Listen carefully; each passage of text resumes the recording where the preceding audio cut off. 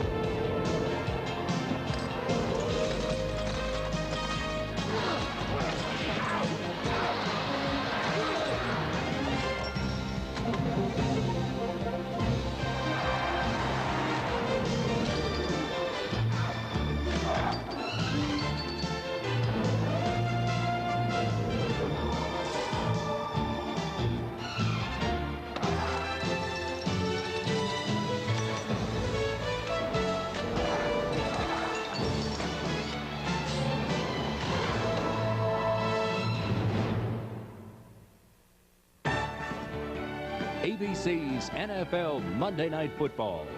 Brought to you by Ford and your Ford dealer. Have you driven a Ford lately? By Goodyear Eagle Tires. Goodyear, because there really is. Welcome to the Astrodome in Houston, Texas. A sellout crowd, and it will be rocking tonight. The Cleveland Browns and the Houston Oilers, a key matchup in the Central Division of the AFC.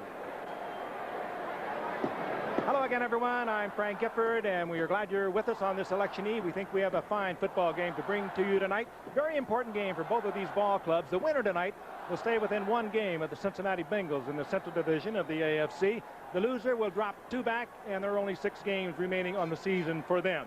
Both of these teams are on a bit of a roll. The Cleveland Browns have won 3 in a row coming into tonight. They have Bernie Kosar back and healthy at quarterback, making his 3rd start. He's never lost to the Houston Oilers. He's 5-0.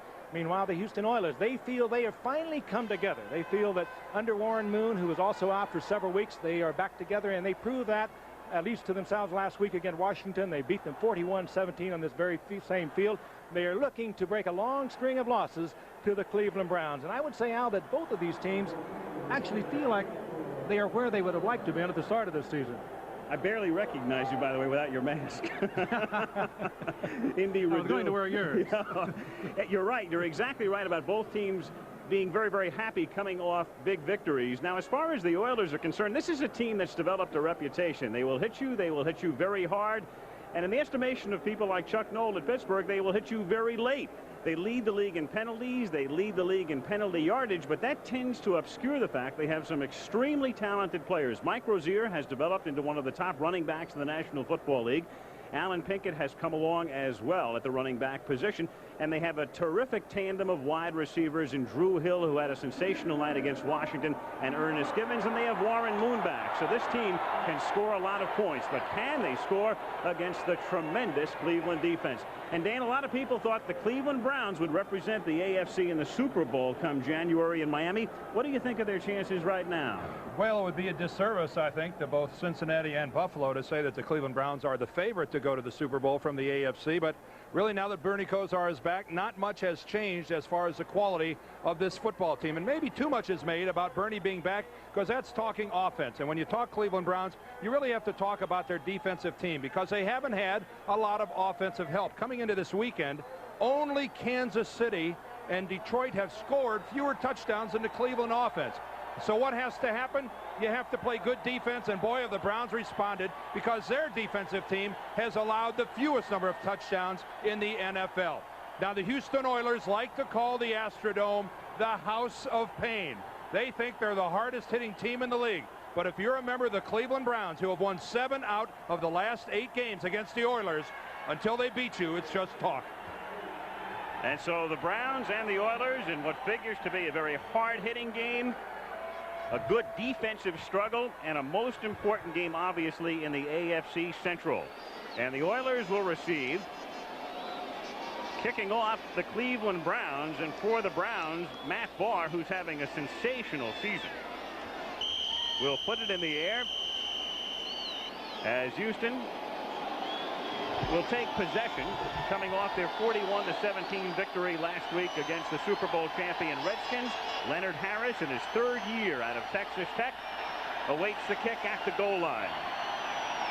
Crowd on its feet at the Astrodome, and here we go as Barr puts it in the air, and Harris moves over to take it at the 7-yard line. Past the 20, and he breaks it back out to the 29-yard line. A fumble, but after he was down.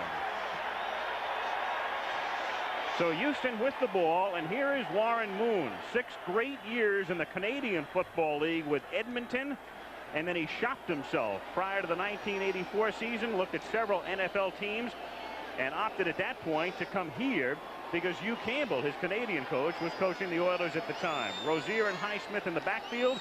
We talked about Hill and Givens a moment ago. Jamie Williams is the tight end. He's a good blocker, doesn't catch very many balls.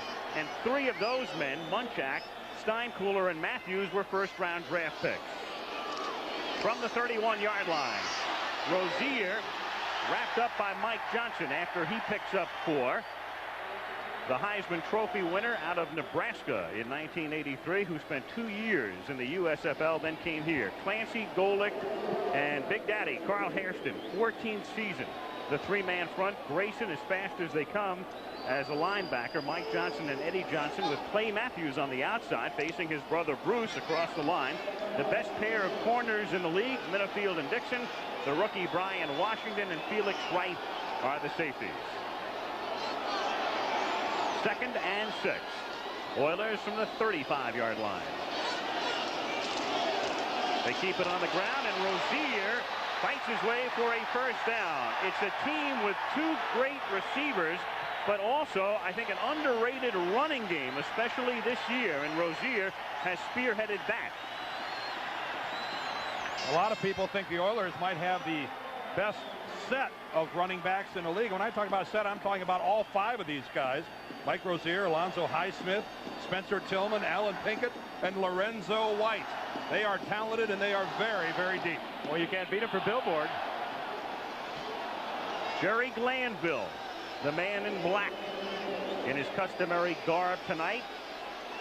His Oilers at the 44 with the game's first down. And Moon, on a delay, gives it to Alonzo Highsmith, another of that great bevy of running backs. He was their #1 pick out of Miami last year. Held out, came on late in the season, and right now he's backing up. I don't want to say Rozier. He normally plays in the 2-back set, but they use Rozier and they use Pinkett a lot with Highsmith in tandem.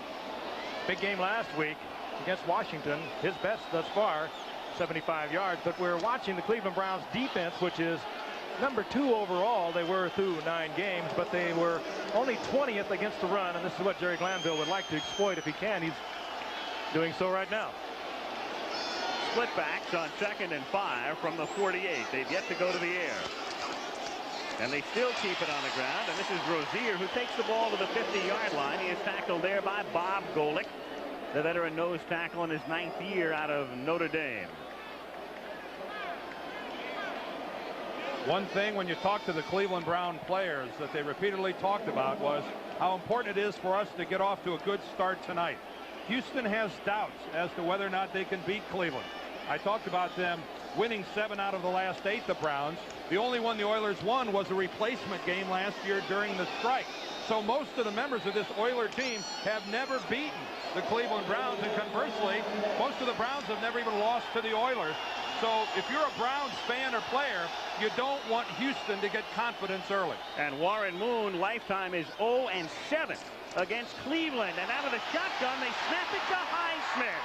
And on a little razzle-dazzle, the first down at the 41-yard line. So they line up in the gun, but instead of the snap going to Moon, they snap it to Highsmith. He's stopped by Wright. First down, Houston. Nifty little play. This is Warren Moon over on this side. This is Highsmith on this side. Watch the snap come to Highsmith and how quickly he gets right up into the middle. A nifty little call by Jerry Glanville. The fake by Moon, like he's got the ball dropping back, and the missed tackle at the line of scrimmage.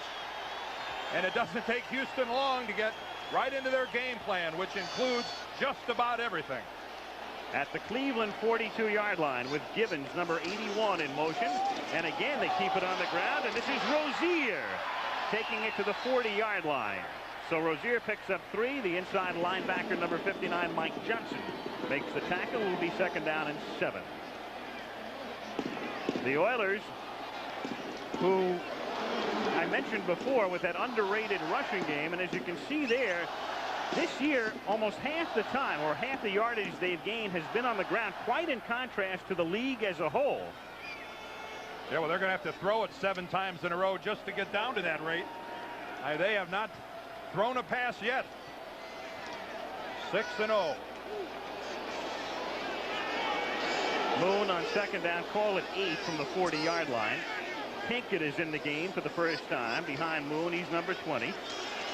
And on a short roll, the pass is caught by Givens.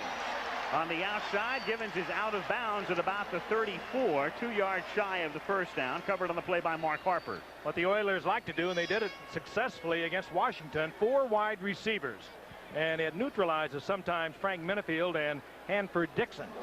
They have to line up man for man, and you get a crossing pattern underneath and get the completion. You notice they didn't spread the field, though, that time, Frank. They put 3 to one side and went to that side. Something to follow is see if they continue that with the 4 wideouts, flooding the field to one side, and then come back to the one guy on the far side of the field who's going to be locked up on single coverage. Houston wants to know where Minifield and Dixon are on every occasion. 3rd down, 2 from the 34-yard line. And Rozier is stopped at the line of scrimmage. Mike Rozier pushed back by 4 Browns, led by Mike Johnson. And there is Charles Buchanan, number 72, giving Mike Rozier a little push way after the play. And it's funny because that's the type of play that I think most people attribute to the Houston Oilers. And that is Rozier carrying the football. A good look at him here going off the left side. Well played by the Browns defensively. Mike Johnson right in there stuffing that play. But here's Buchanan with a little shove clearly after the play.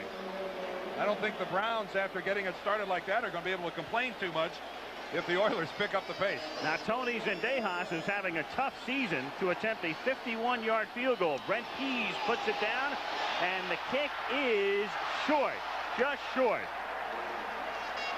Zendejas, who's been very consistent in his 3 years prior to this one here in Houston, but this year a whole other story. He is now 8 for 18 in field goal attempts, and Cleveland will get the ball when we come back. So the Cleveland Browns have the football for the first time in the game.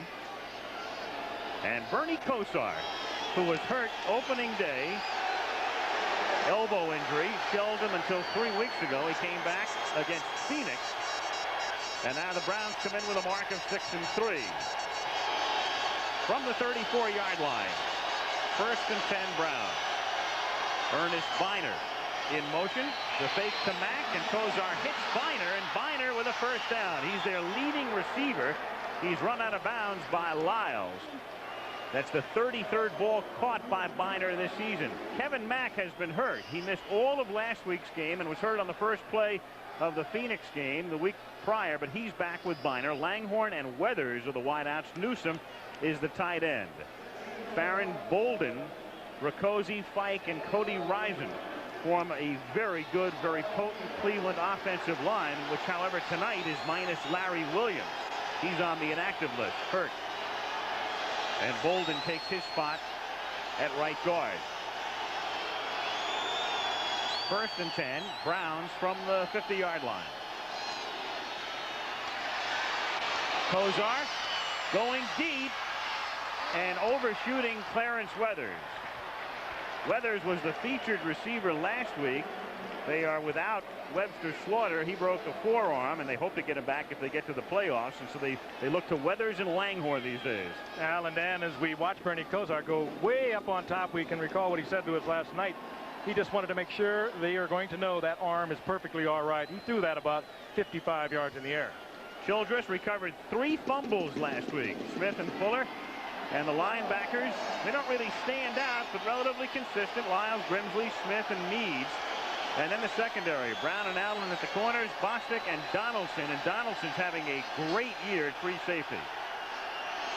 2nd and 10 from the 50-yard line. Kevin Mack, who missed all of last week's game, none the worse for wear, and a flag goes down back up at the 45 as Mack is finally tackled at the 36 by Grimsley and Brown. Houston was across the line of scrimmage at the snap of the football. Question now is whether the Browns threw them off, and we're going to have a holding call, looks like, against Cleveland. That flag coming in there very late, and the Browns are already backing up. Schottenheimer dismayed by the call, and we'll get it in a moment from Tom Dooley, who is the referee. I think we're going to have a couple calls here. I mean, Houston was offsides, and it drew the flag from the far side of the field. Holding, 81 offense.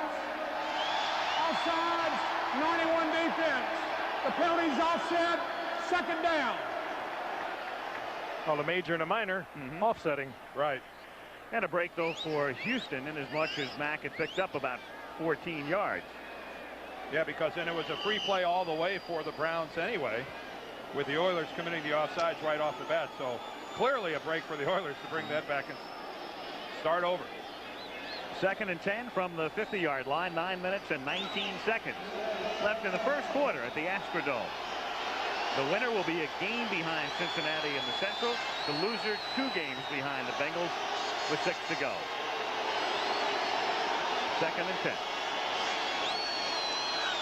And the Oilers jump off again. This time it's number 96, Sean Jones, the former Raider, the pass rush specialist. Off too early.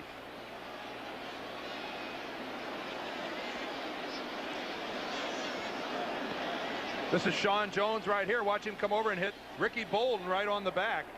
Ricky Bolden in there at left guard, and Jones, no one on the Browns moved. You see Ozzie Newsome at the bottom give a little flinch, but that's after Jones is across. Number 96 defense. And a little bit of that, I would have to think, is playing the Browns on Monday Night Football early in the game, and these guys haven't really worked out all that pregame tension yet, and it's not uncommon to see some offsides early in a big game like this. Houston, as we mentioned earlier, leading the league in penalties and yards penalized. They are on a pace that would set a record, an NFL record in each category. And Jerry Glanville might be the only coach in the league that really wouldn't disturb all that much, as long as they continue to win. Clock to 9:19. You touched on something earlier, Dan, about the Cleveland Browns would like to take something out of these Oilers early if they can, get the crowd out of it. Crowd thus far, nothing really to get wild about with the Oilers. But the Oilers, remember, a year ago, they were also 6-3 when the Browns came in here, and they just demolished them 40-7. And it's a team that I agree. I think they show on the surface a lot of confidence, and you really wonder if it's under there. The Browns having beaten them 7 out of 8, and the only loss they've had is that strike game. 2nd and 5. And this is Kevin Mack, and he gets wrapped up after a gain of a yard and a half by Ray Childress. Really coming into his own, a #1 draft pick in 1985 out of Texas A&M. Last week tying an NFL record, recovering 3 opponents' fumbles and having his best season. Childress is a guy that came to Houston with so many expectations of greatness. Not only was he their #1 choice, but he was the 3rd player taken in the entire draft, and an excellent look at how a defensive end should work his way down the line of scrimmage, keeping his shoulders parallel to that line, and then when that running back cuts back, you're in position to make the play. That's exactly what Childress did. The acquisition of Sean Jones on the other side has also helped Childress a great deal on the left side. You just cannot be concerned with Childress alone anymore. 3rd and a short 5 from the 45-yard line. Out of the shotgun, he hits Langhorne, and a first down at the 30-yard line. And that's something that Kozar has gone back to. They used the shotgun with disastrous results, briefly in 85, not at all in 86 and 87. And since he's come back from the injury, he has the option of lining up in the gun. On the opposite side of the field, Reggie Langhorne had a great day a week ago, and also Clarence Weathers. They missed Webster Slaughter a great deal, but that time Langhorne got the single coverage, made the most of it, and Kozar hit him right on the break. The reason there was single coverage is because Jeff Donaldson came on the safety blitz right up the middle. He knocked Bernie about 3 yards back, but Bernie stayed right in there, knowing he had the single coverage, and makes the pass. Good read by both receiver and quarterback. 1st and 10, Browns at the 29-yard line. Kevin Mack chugs through the middle for 3 to the 26. It'll be 2nd down and 7 with 7.5 minutes to play in a scoreless first quarter. The Browns, a couple of years ago, 1985 to be precise, both Biner and Mack gained 1,000 yards apiece, but this year they've spread it around. Of course, Mack has been hurt, but Manoah and Mack coming in with 351 yards and Biner at 303. But if you'll notice, between the three of them, they're over 1,000 yards. 2nd down and 7 from the 26. And it's Mack again. Stopped at the 25-yard line after a gain of 1. It'll set up a 3rd and 6. Doug Smith, the nose tackle, number 99, in on the initial contact. Houston changing their defensive alignment. Key play for the Browns. Last week, the Houston Oilers literally overwhelmed the Washington Redskins on passing situations. They live by that. They live very dangerously, and Bernie Kosar knows he has to be very patient with it. He knows he's going to get the rush. Sometimes he's going to have to throw it away, but he's also going to get the kind of coverage you get with a blitzing defense, and that's man on man. If you're patient, sooner or later you're going to get a man wide open. Kosar comes up in the shotgun, 3rd and 6 at the Houston 25-yard line. Bernie is flushed out by Childress, then throws complete, but only to the 21-yard line, caught there by Reggie Langhorne, short of the first down, and that will bring in Barr to attempt a field goal. Bostic and Lyles converging on the tackle. I think in a nutshell, we just saw what the Oilers would like to do to the Browns on a passing situation. Number 1, make Bernie Kosar move. He is not John Elway when he's on the move. If you make Bernie Kosar leave the pocket, it has moved to your advantage defensively. And that time they knew the distance. They gave him the short route underneath. Go ahead, let him make the pass, let him make the reception, but it's not enough yardage for a first down. And Dan, as you notice, they did it with a 3-man rush, giving them good double coverage. Kosar had no place to put it. 40-yard attempt for Barr. Runniger puts it down, and Barr, who is 18 of 21 this year, is now 19 of 22. So his spectacular season continues. Cleveland draws first blood. 5:18 to go first quarter. 3-0 Browns. The Houston Oilers, charter members of the American Football League in 1960, and they were quarterbacked in their formative years by George Blanda, number 16, who threw an AFL record 36 touchdown passes in 1961. And back in Houston, no, it's not Cleveland, but some Browns fans are here. No doubt their tickets are in section K9. The kennel in the end zone. The dog pound. It's not the kennel, it's the dog pound. They'd rather sit in the end zone. No designer dogs here. K9. Cheap seats. Barr kicks off, fielded by Harris at the 6-yard line. And Leonard Harris comes back out, and a flag is down, 2 in fact, as he returns it to the 14-yard line, and he's tackled by Stephen Braggs. And we can tell you that tomorrow, from the ABC News Election Command Center, Peter Jennings and David Brinkley will lead the best political team in the business. Get out and vote, and then watch it count with ABC News beginning at 7 p.m. Eastern Time tomorrow, live. What's the old saying? If you don't vote, you can't complain. Tomorrow's the day, and it's obviously a big day as well in this city. The focal point tomorrow for the Bush campaign as they get set up at the convention center here in Houston. That's, of course, Bush's legal residence. He'll be in town. Everyone's fired up. And the Oilers gave up 10 yards. They were penalized on that kick return as they set up shop now way back. At the 9-yard line, 1st and 10. Warren Moon with Highsmith and Rozier behind him. Begin the drive on the ground, and this is Highsmith, who had a big night against Washington last Sunday, using him more and more in his second year out of Miami, where as he was beginning his, or actually he was a freshman, and I believe Bernie Kosar was still there, wrapping up his aborted career of sorts at Miami. Bernie came out early, not only a great student, but opted to become available in the supplemental draft, and that's how Cleveland wound up with him. Highsmith gave noticed he was going to turn into quite a pro while he was at Miami. He had 92 receptions there. Actually went to Miami as a defensive end and a linebacker. Big, strong, and we know he can run with it. 2nd and 7 from the 12. Moon on a straight drop, steps up, throws, and it's caught by Givens. He takes it to the 20-yard line. He's wrapped up by Matthews, and he has a first down. Ernest Givens in his 3rd season out of Louisville, and for the most part tonight he'll be matched up against another man who went to Louisville in Minifield, but not on this particular play.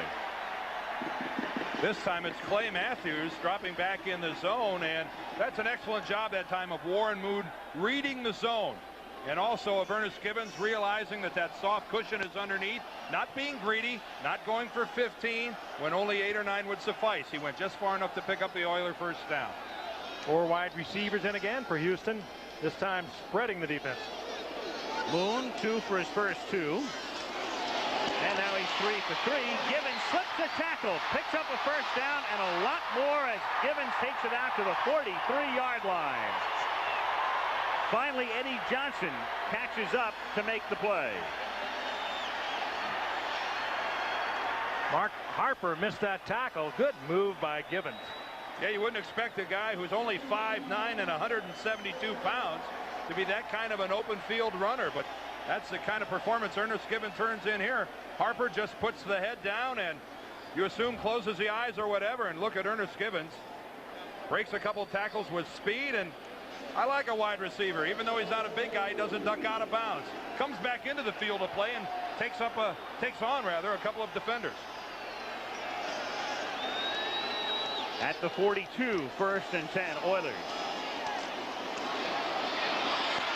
Moon throwing it out of bounds, intended for Drew Hill, and the pressure was put on Moon that time as he releases early with 2:36 to go in the quarter. Bob Golick chasing him down with a big grin.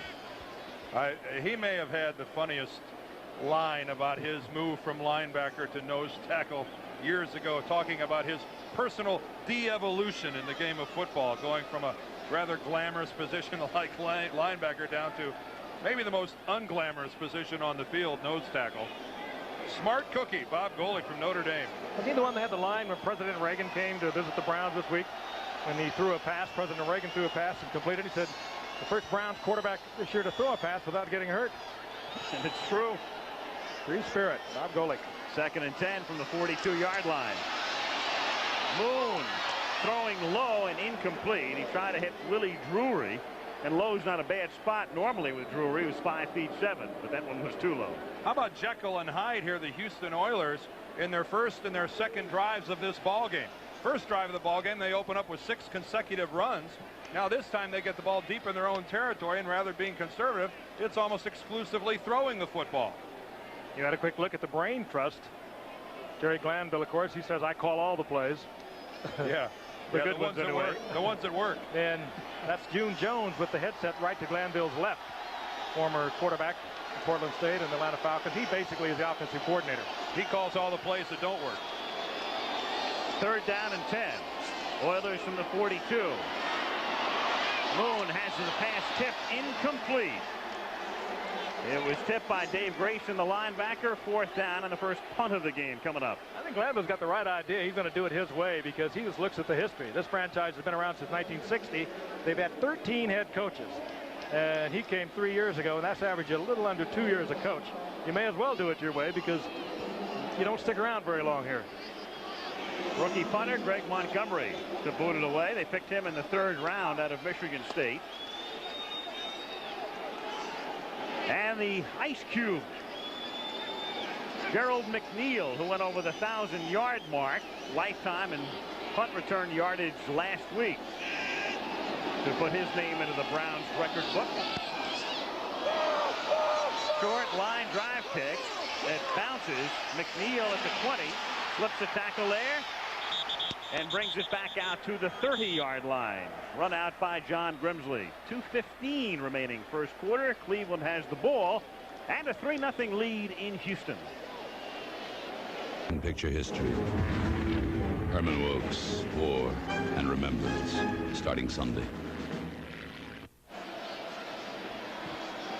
Eugene Seal, and if you're not an everyday player, the way you make your living is by covering punts and kickoffs.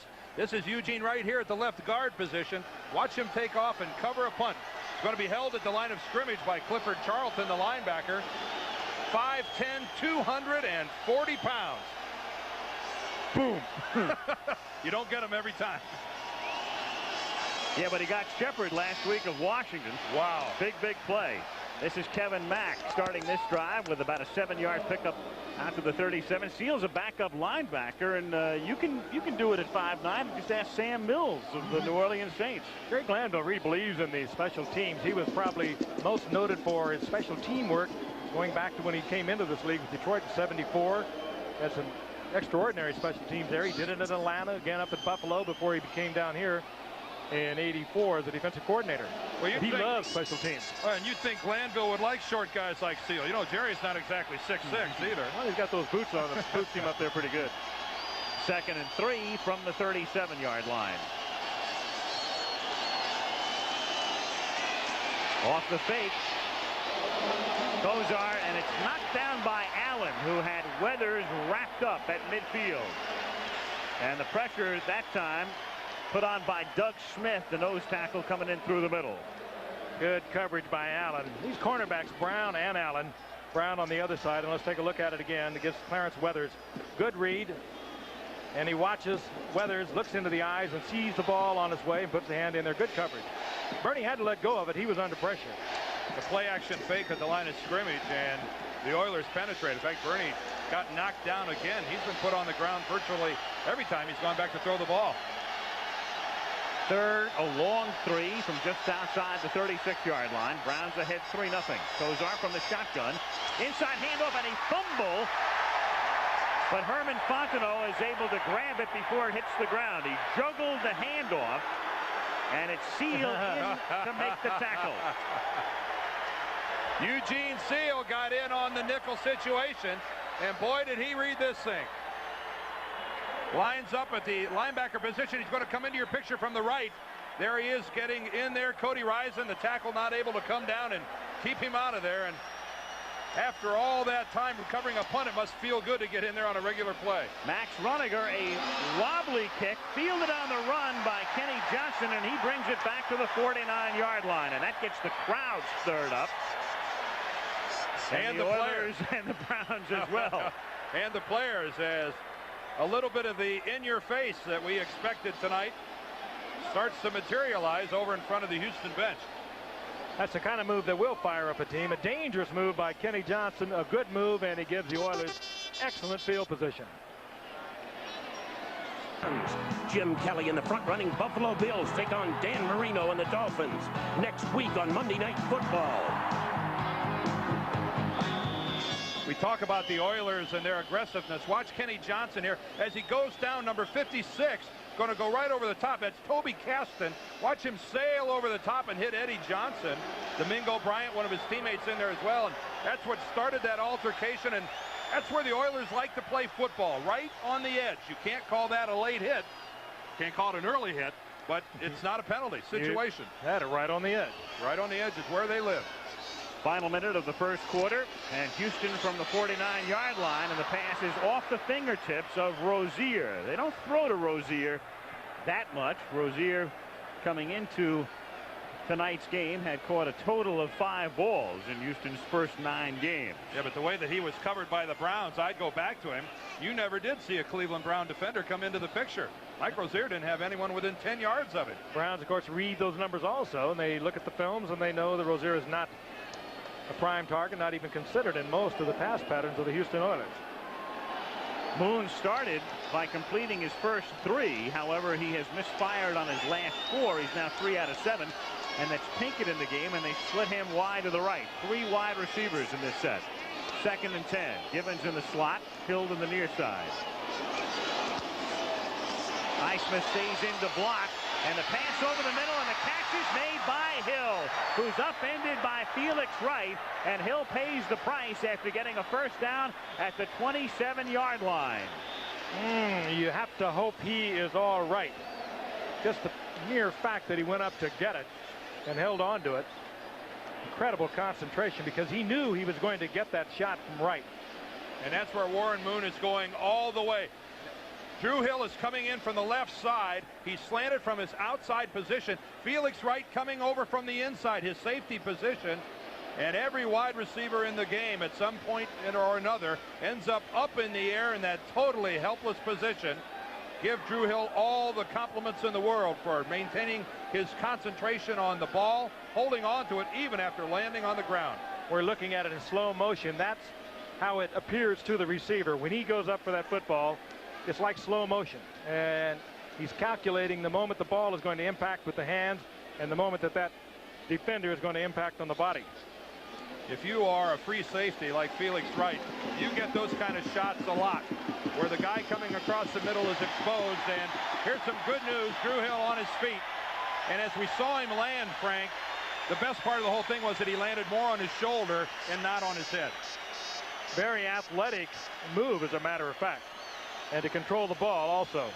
And he's coming off as good a game as he's had in his career. Last week, 9 catches, 3 touchdowns.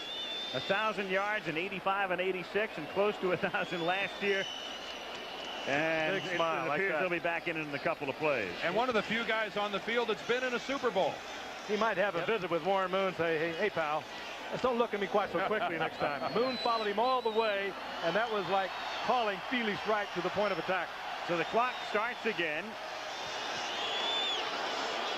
as the Oilers have it at the 27-yard line, and this will be the final play of the period. It's a toss to Rozier, and he takes it to the 20-yard line.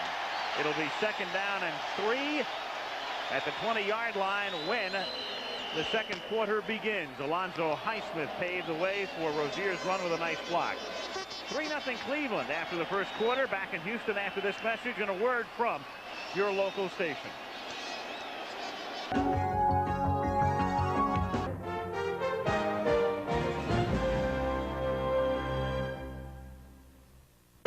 ABC's NFL Monday Night Football, brought to you by Buick and your Buick dealer. The great American road belongs to Buick. The Astrodome in Houston under construction. They're adding 10 to 12,000 seats prior to the beginning of next football season, and hope to have several of them in by the time baseball season begins here in April. 2nd down and 3 from the 20-yard line as the second quarter gets underway, and a first down as Highsmith takes it to the 15-yard line. So Houston on the move with Cleveland ahead 3-0. I think one of the reasons, Al and Frank, that Houston's doing a little better offensively this drive is look how much better they're mixing it up. Remember, drive number 1 is almost exclusively on the ground. Drive number 2 is almost exclusively in the air. And this, by far and away, their best mix of both the run and the pass. Either Rozier out of the eye, Drew Hill over the middle, that time for a first down. A good overall offensive scheme this time by Houston. On this drive, 2 runs and 2 passes. This one started at their own 49-yard line, 1st and 10 at the 16. Rozier inside the 10-yard line. Loose football, but the play was dead. The play was over. No fumble. I think the fans are starting to figure that out. No fumble. Houston ball at the 9. Okay, we talked about the complete football player earlier that Alonzo Highsmith has rapidly turned into. He made a vicious block ahead of Rozier and enabled Rozier to get inside the 10-yard line. Highsmith, the best blocker on the Houston Oilers team out of the backfield. And you're right, he just put a devastating block on Eddie Johnson. It was the inside linebacker. He just rolled Johnson up. It's about as good a block as you're going to see by a setback.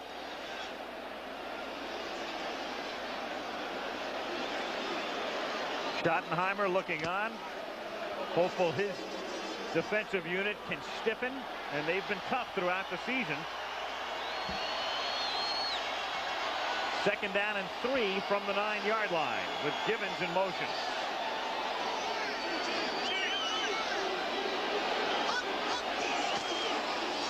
Rozier to the left side, cuts it back inside for a first down to the 4. Good movement by a guy who would be, in a way, the quintessential slasher-type runner, Mike Rozier. We talked about it earlier. The Cleveland defense, a lot of celebrity thus far in this year, but mostly against the pass. Where they have been weak, it's been against the run, and this is what Gary Glanville, the Houston Oilers, wanted to do on offense, and they've been able to do it. They came into tonight 20th in the league against the run, first against the pass, but Houston's moved on the ground and well.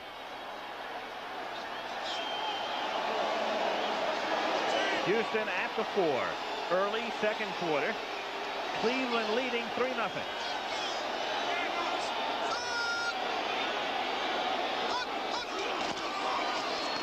Rozier. Whoa. Stopped at the 1. Mike Johnson created that somersault. Another athletic move by Rozier. We saw it a moment ago by Drew Hill. This time upended completely, and you can lose that ball so easily when you get into that position, trying to come down, trying to make a good move. There's the hit. Up goes Rozier. Totally 360s it and holds on to the football. I think Rozier really times his leap well. That leap is going to carry him into the end zone, given his momentum. But give Brian Washington credit. He got into Rozier's legs, turned him upside down enough that he lands short of the goal line. Without Washington, that's a Houston touchdown. Second and goal from the 1.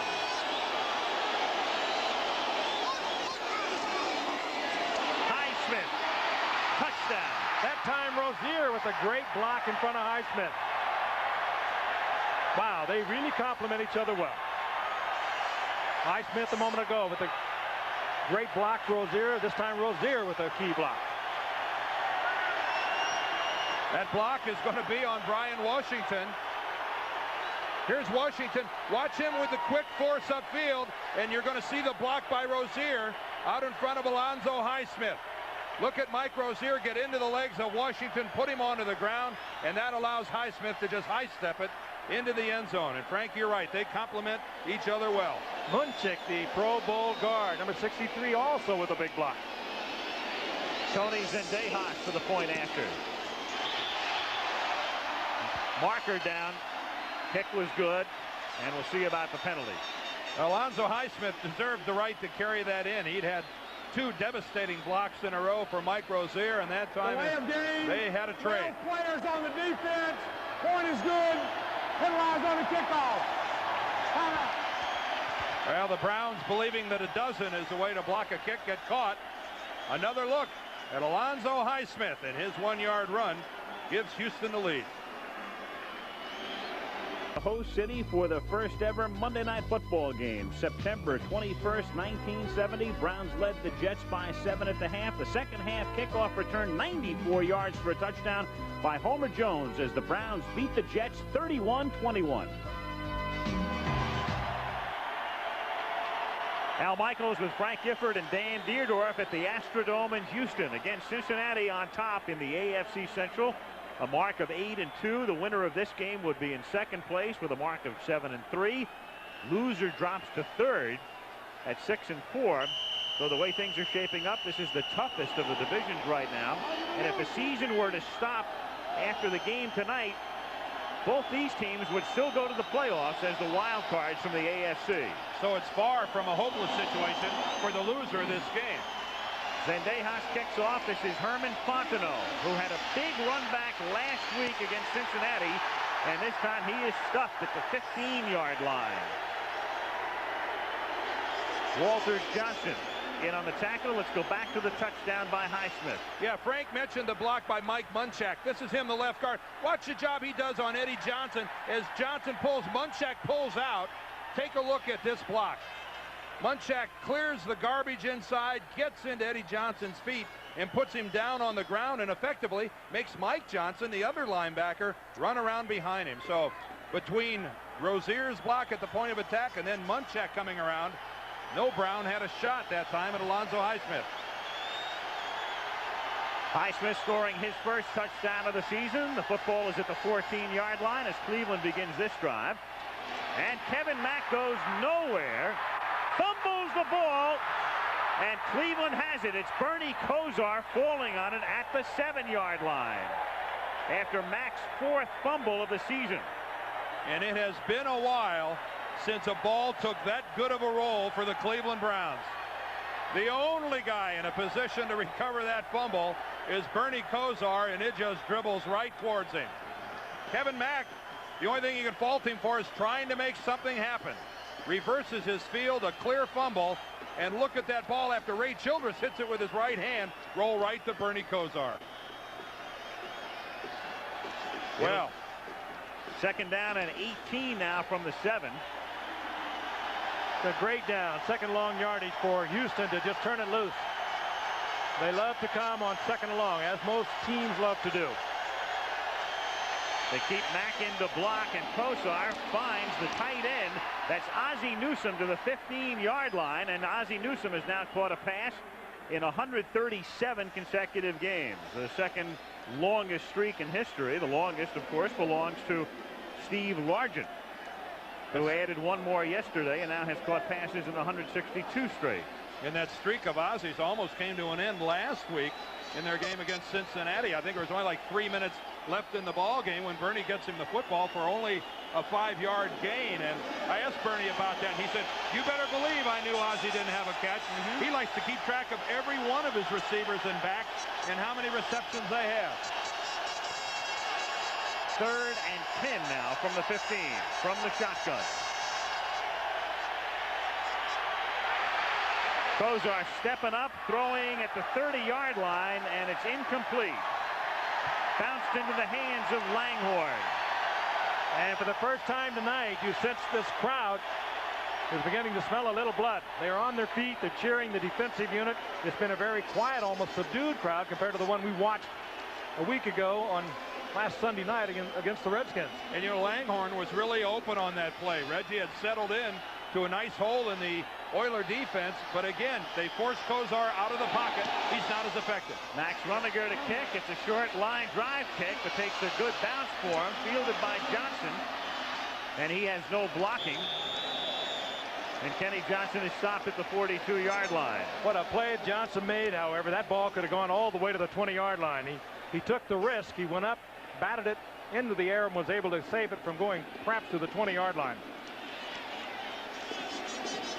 Jerry Glanville, who took this team to the playoffs last year. You'll recall they beat Seattle in overtime and then were demolished by Denver.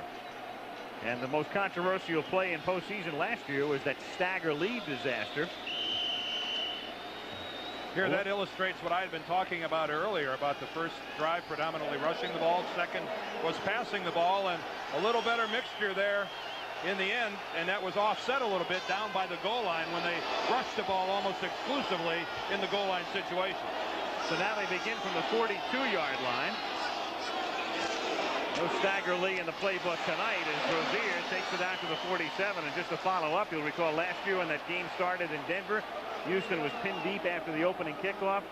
Tried that swing pass out into the flat. Fumble. Denver recovered, went in for the touchdown. And for all practical intents and purposes, that game was over. And it really upset a lot of the Houston people, some of the players included, coaches as well, because they thought that physically they were in a position to really carry it to Denver. And as Denver has since shown on a couple of occasions, sometimes it's tough for them to stand up to a real physical running attack. Certainly Washington exploited it in the Super Bowl, and yet Houston in that situation resorted to finesse. 2nd and 5 from the 47-yard line. Rozier again swings to the outside, and Washington comes up to make the tackle. It's very close to a first down as he crosses midfield, takes the ball to the Browns 48 with 8:35 to play in the first half. Obvious changeup on the part of Warren Moon. It gets the place from the sidelines, but he's allowed a lot of liberty in changing it. That time he did change it. You saw the adjustment of the back.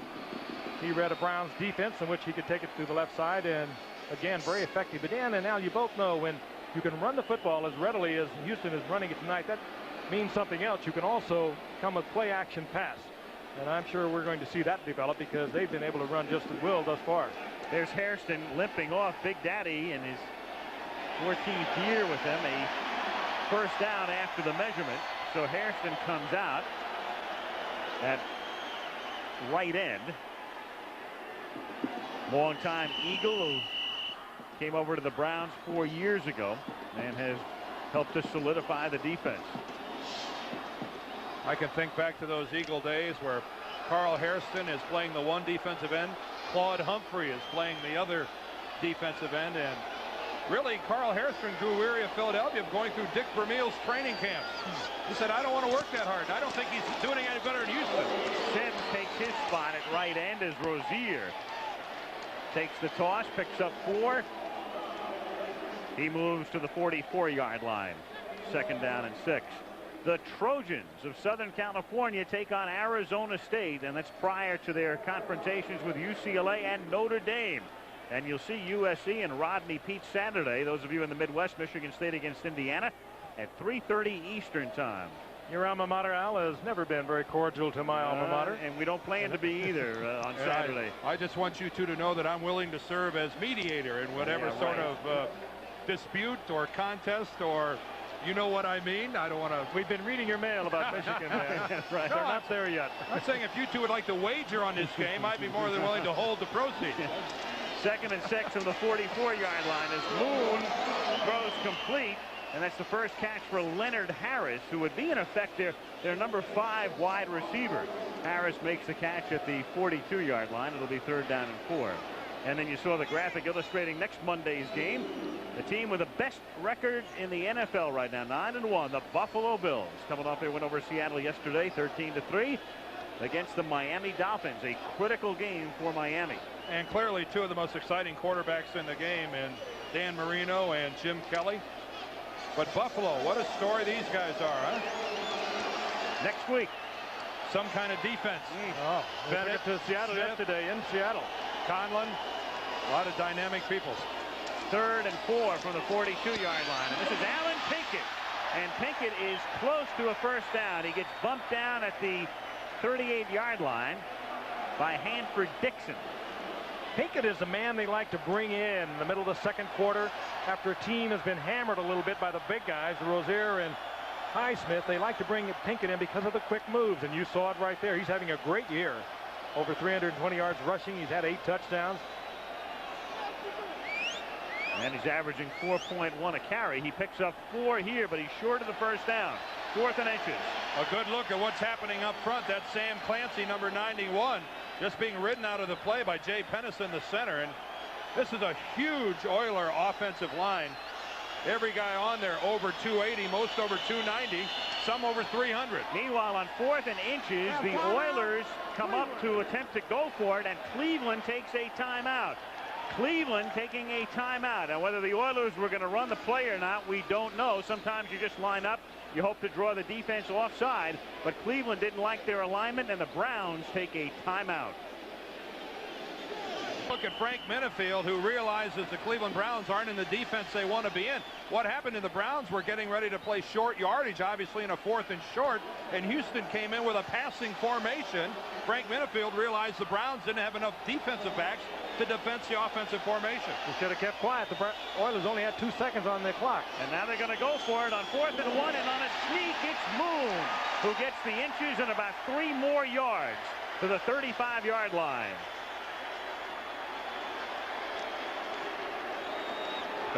Interesting call by Jerry Glanville that time. Look how he spreads the football field. 1, 2, 3, 4 wide receivers, opens up the middle and leaves it for Warren Moon to run that quarterback sneak. And it worked exactly like he wanted it to work. He came in with the passing offense, and the Browns jumped up, took a timeout. He came right back. I'm sure that was the play he had called before. When you're only going to use 2 feet of the field in width to run that quarterback sneak, why not spread people all over it? Get those white jerseys from sideline to sideline. They keep the ball. 1st and 10 from the 35. Pinkett. He's taken down by number 59, Mike Johnson, after a pickup of a couple with 4 minutes and 45 seconds to play in a rapidly moving first half. Houston on top 5-3. Both teams very conservative. Both teams wanting to run the football, and this game is moving right along because of it. Yeah, well, we need a quick first half. After that first half we had last week in Indianapolis. That one went into brunch. Yeah, boy. This game is just about an hour old. 7-3. Oilers on top. 4:20 to play first half. 2nd down and 8 at the 33. Givens in motion. Moon intended for Givens. Incomplete. And boy, does Warren get tagged from the backside.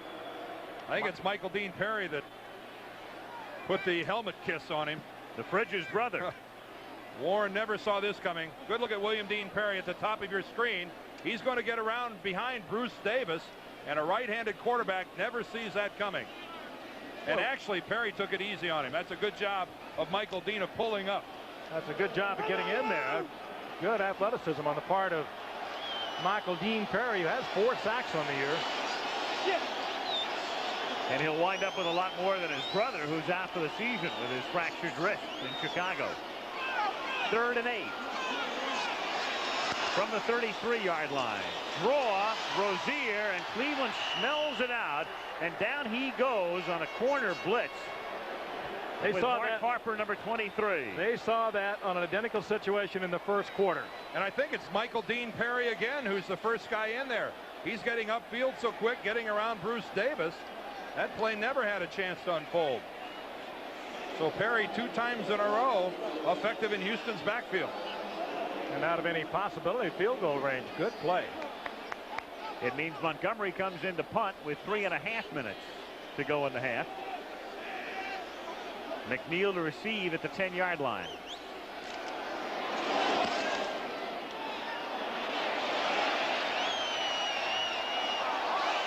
And it will be downed.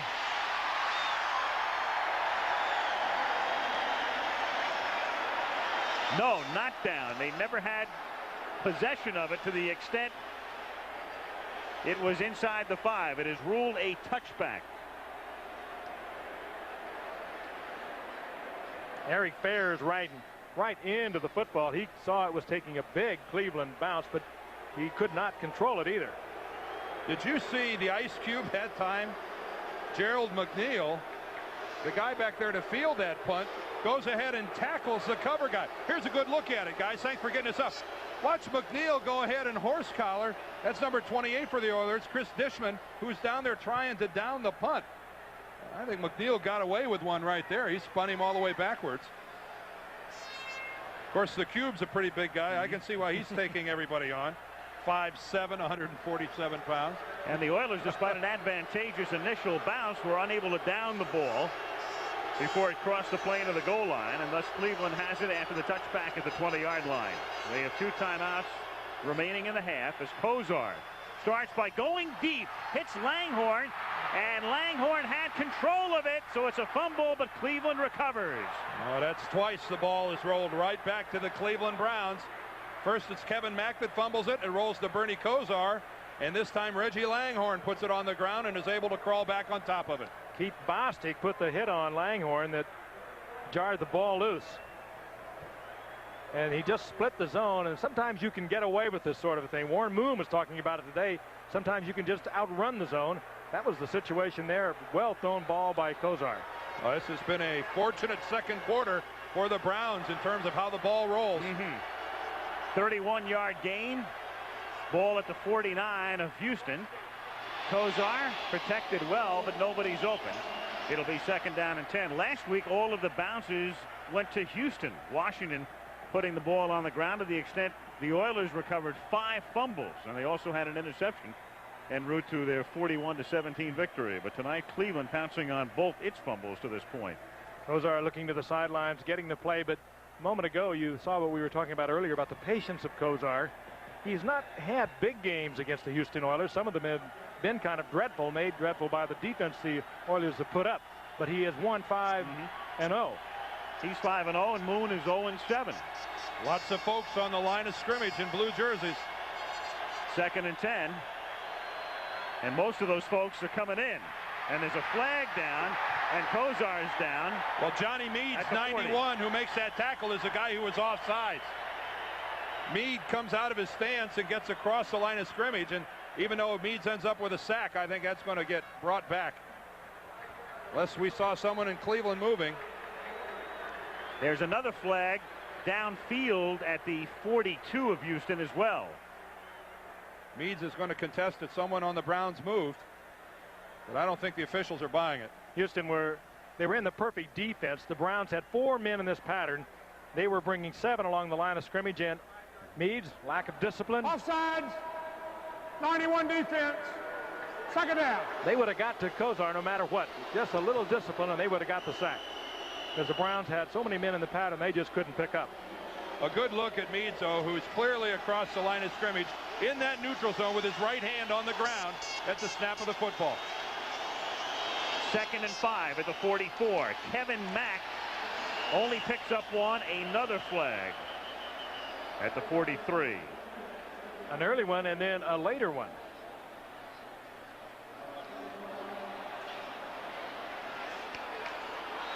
And against Houston again, and that takes us to the 2-minute warning. Clock now stopped with 1:58 to play in the half. Offsides. 91 defense. First down. Cleveland moving at the 2-minute warning. Houston leading 7-3. Going for the hat trick. It's a radio show. 2 minutes to go in the first half. Houston on top 7-3. And the Browns have the ball 1st and 10 at the Oiler 39-yard line. Drive that began at the 20-yard line. At halftime, we're going to take a look back at when the Oilers were on top. Things were great and rolling here in Houston. The days of Bum Phillips and Earl Campbell. And Lynn Swan went out and found him this past week. And a visit with a new manager of the Houston Astros. Named today Art Howe.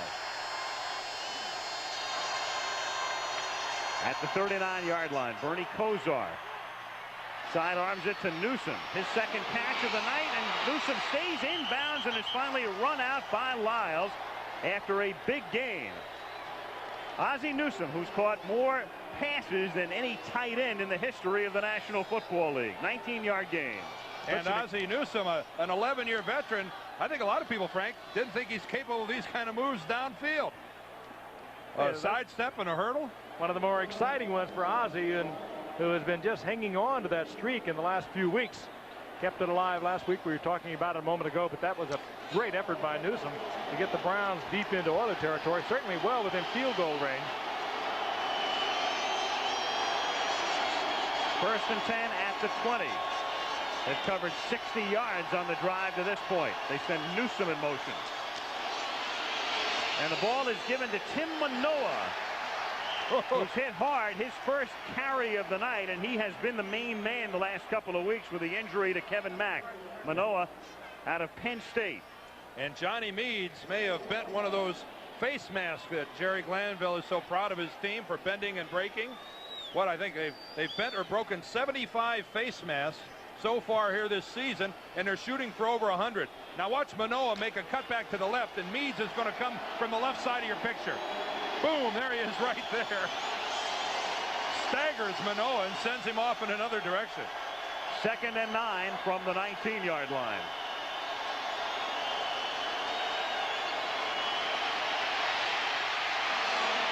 Kozar finds Biner, and Biner is hit just short of the first down. 3rd and 1 at the 11-yard line.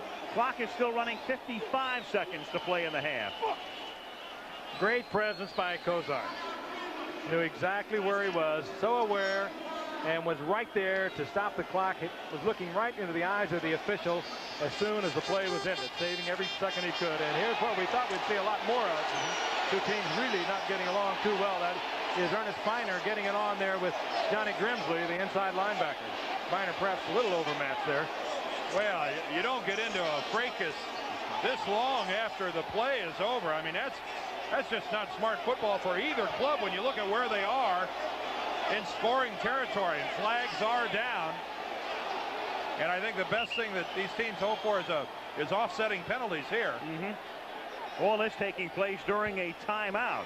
Cleveland's second. They have one more timeout remaining with 52 seconds to play. Well, in the half. If these aren't offsetting penalties, I'd hate to be the guy on the team who gets penalized and have to walk over and face either Jerry Glanville or Marty Schottenheimer. Personal foul, unsportsmanlike conduct. Number 44 Cleveland. Number 51 Houston. Penalties offset. 3rd down. He said 51. He meant 59. John Grimsley.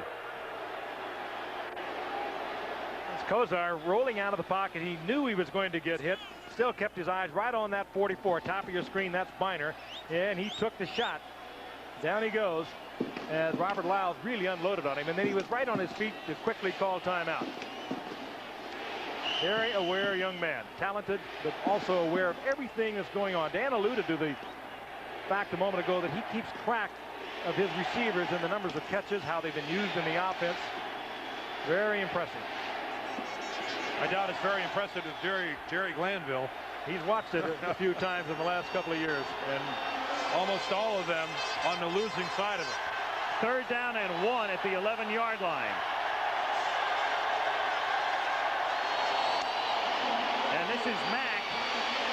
And he has a 1st down. And there was a very interesting play that happened just before they broke the huddle. Ricky Bolden went up to tell the official, I am an eligible receiver, as he lined up on the right side. And had he not, they would have been penalized. And he just did get the point across.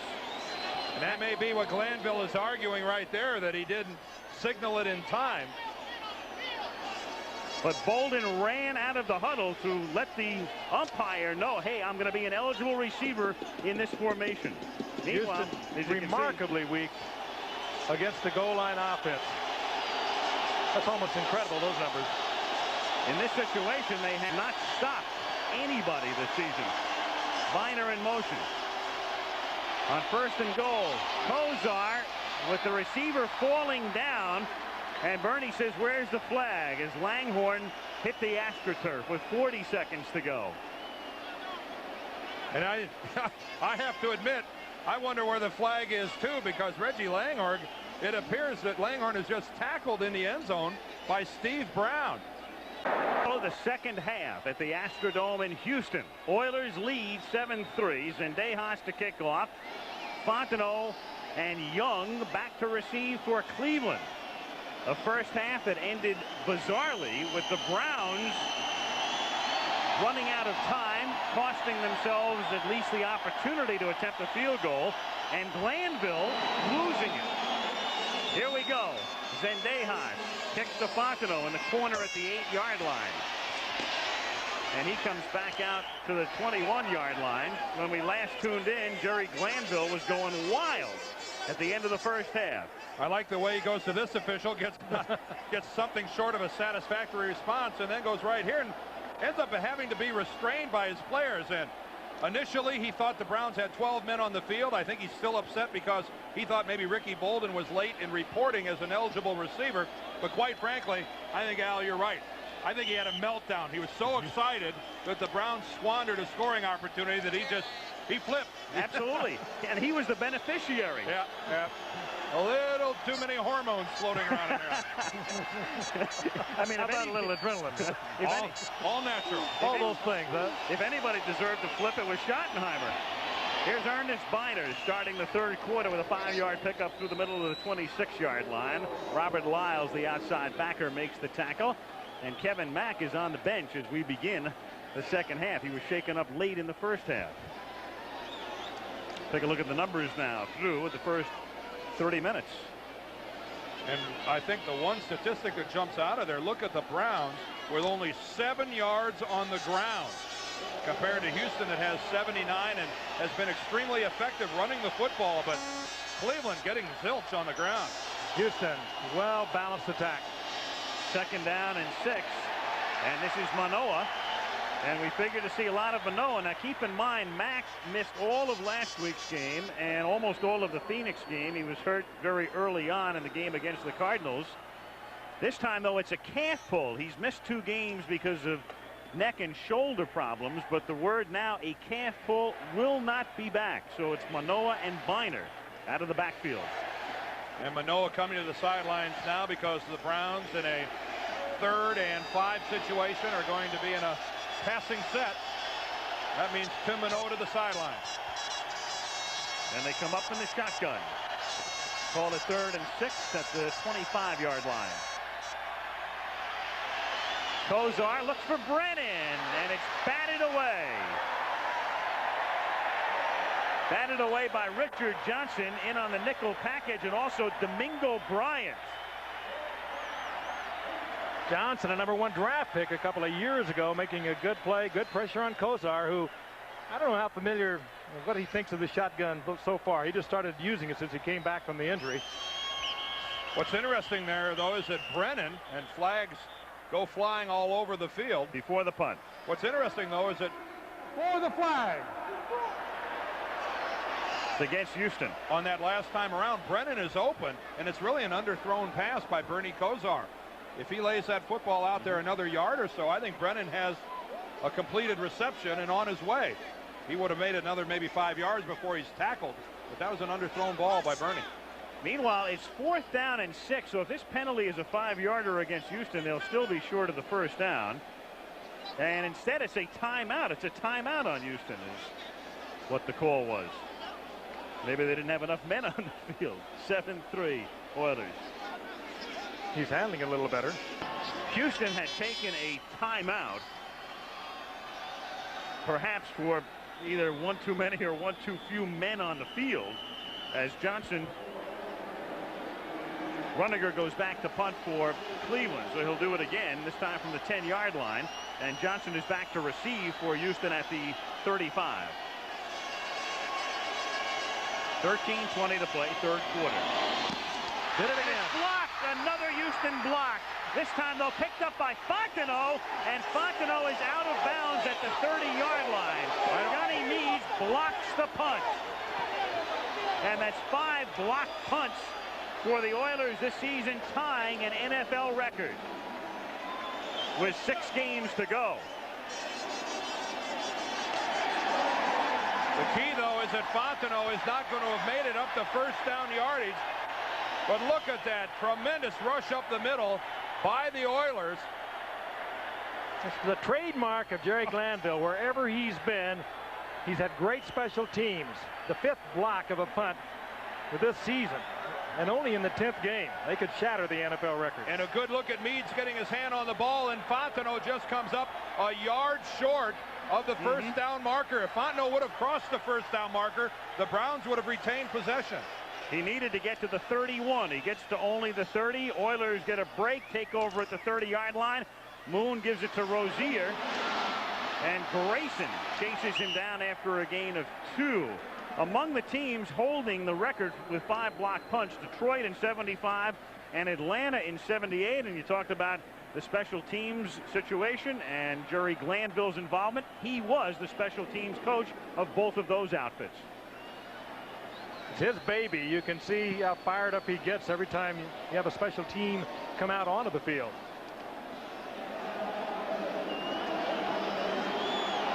Second down and 7. Moon and the Oilers at the Cleveland 27.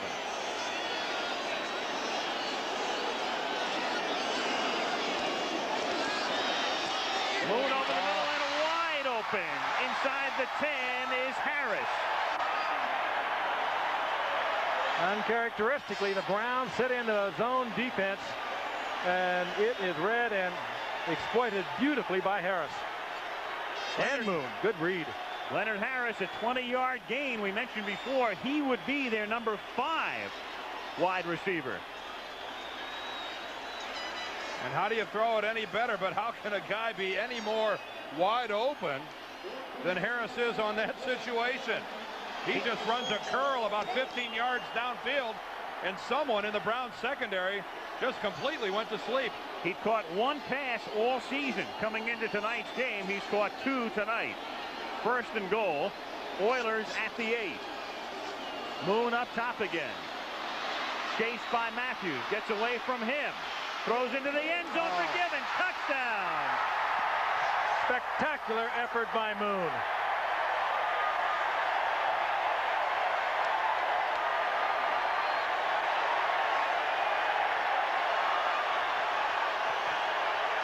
Talked about Moon's athletic ability. You saw it there. And boy, would they recognize this up in Edmonton. All the way across the field. Ernest Gibbons stays alive, comes all the way across. Felix Wright, you know, picks him up late, but that's just an example that when a quarterback has that much time, Frank, and Moon bought the extra time, someone's going to work their way loose in the end zone. And give it to Gibbons. He knew that Moon is the type of quarterback that will keep it alive, and he did. Zendejas kicks the extra point. 12:06 remaining in the third quarter, and the Oilers now lead by 11. The Astrodome in Houston rocking right now. The Oilers leading 14-3. Well, it's funny how the first half ended with the Browns in scoring territory. A sure 3 points, you would think. Possibility of a touchdown, and they open up the second half with a blocked punt and a Houston touchdown. 12:05 remaining in the third quarter, and the deep kick is down to the end zone by Glenn Young. How important are block kicks in this league? You go back a week ago to the Browns in Cincinnati. Tonight, a quick turnaround with the block punt. Minifield's blocked last week. Fontenot scoring a touchdown. 17 blocked kicks in the NFL this season, 5 of them by the Oilers. How about our opening Monday night game, the Giants and the Redskins? The Giants end up blocking a Washington kick in that game. I don't think anything is quite so demoralizing either. No, it's not. It radiates not only to the special teams, but that goes up and down the bench. That's a real feeling of inadequacy for a football team not to be able to protect your kicker. Kozar from the 20. And Weathers can't hang on at the 31-yard line. Weathers had a big game against Cincinnati. He was their featured receiver last week with 7 catches, 140 yards. But he's been pretty silent tonight. 2nd and 10. By the way, that touchdown for Houston is the first touchdown the Browns have allowed in the third quarter this season. Coming into this game, Cleveland had given up only 6 points in the third period. 2 field goals. But the problem with the Browns, Al, is at the same time they're not scoring any points. Almost every game they've been involved in this season has been low scoring, and tonight no exception. 2nd down 10 from the 20-yard line as Biner takes it out to the 22-yard line. 3rd down and 8. William Fuller, 3rd year out of North Carolina, in on the tackle. I would have to assume that everyone who plays defense for the Browns is sitting over on the Brown bench saying, please, guys, please, how about a couple first downs? The Browns offensively have got to get something going after really making a major blunder at the end of the first half. I have to assume that they were looking over their shoulders on their way into the locker room, questioning what went wrong and who made the mistake. Time for them to do a little something constructive. 4 wide receivers in for Cleveland. 3rd and 9 from the 21-yard line. Kozar escapes, then throws back over the middle, and the catch is made by McNeil, the Ice Cube, at the 39-yard line, and shoots some dice after the first down. Only the 3rd reception of the year for McNeil, but he's a good receiver. We've seen him in years past. He works well underneath. Harry is locked up over on the left side defensively for Houston with Langhorne, and he just breaks right underneath. And now, as Kozar is flushed out of the pocket, he moved out to the outside and gave Kozar the angle any good receiver will. McNeil used to play here in the USFL for the then Houston Gamblers. It's a tremendous imbalance you're looking at. 14 rushing yards for the Browns. From the 39-yard line. Kozar going deep and incomplete, intended for Langhorne, and Brown went right up there with him. Steve Brown. So much talk about Minifield and Hanford Dixon. Steve Brown and Patrick Allen, the cornerbacks for the Houston Oilers, are fine defensive backs. They're very quiet. You hear very little from them, but they're very effective. Well, I'm back to my old kick, and that's the line of scrimmage. And right now, the line of scrimmage is being dominated by the Oilers. Bernie Kozar is either being put on his back or being flushed out of the pocket every time he goes back to pass the football. The Cleveland offensive line right now is being pushed backwards. Or Houston is stuffing the running game as they did last week. The Redskins only gained 29 yards on the ground last week against Houston. 2nd down and 10, and look out, and here they come again, and this time it's Eugene Seal. They brought everyone but Jerry Glanville on that. Just not enough Browns to pick it up. Watch Eugene Seal come through from the left. Everyone in the middle is covered off by a defensive lineman. Eugene Seal splits the gap Boy, that's a well-coordinated blitz. You can see him come right up the middle. Every one of the offensive linemen up front is covered off. The only guy, the center, Paul Ricosi, too late to be able to react. 3 wide receivers and the tight end were in that pattern for Cleveland. The count just doesn't work. Somebody is going to get in there absolutely free. 3rd down and 20 now from the 30-yard line. Here they come again. And Kozar going deep, and breaking off the pattern was Weathers. He ran a sideline route, and Kozar threw deep and missed him by 15 yards, and the Browns will punt before this raucous crowd. Plain and simple here. This is where the receiver reads one coverage and the quarterback the other. Right there, Weathers reads zone and breaks it off to the outside. Bernie Kozar thought he was locked up man-to-man. Weathers saw the safety coming over, and he broke off his pattern to the sideline. Max Runiger, and the pressure is on, and this time a good kick. A high, deep kick, fielded at the 20 by Kenny Johnson, and he's tackled by Braggs at the 25. Houston with the ball at the 25, 9:31 to go, 3rd quarter, 14-3. A little counting, a little coaching for Weathers by Schottenheimer. Somebody blew that big. We haven't seen Drew Hill come back into the game, and we had an earlier report that he had gone out of the game, hit by Felix Wright, holding on to the football, and a big catch for Houston with a slight concussion. He's got that sort of goofy look that you and I both know about, Dan. Yeah, I don't think we're going to see Drew Hill. From the 25-yard line, 1st and 10. Rozier.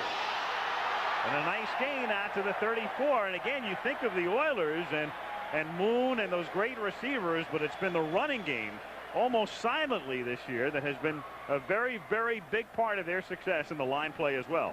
Well, a lot of it has to do with, like you say, the line play and the sheer size of this line up front. But look at Rozier break the tackles. Not textbook handling of the football as he goes down. It's almost like he's going into the water and he wants to keep the ball dry, pulling it up in the air, and Rozier comes out hobbled a little bit. He's had a bad ankle for a long time, and he limps off the field. Right now it's Steinkuhler, Matthews, Pennison, Munchak, and Davis. They're dominating up front. 2nd and 1 from the 34-yard line. Moon deep. He's got a man open at the 30-yard line. The catch is made by Gibbons.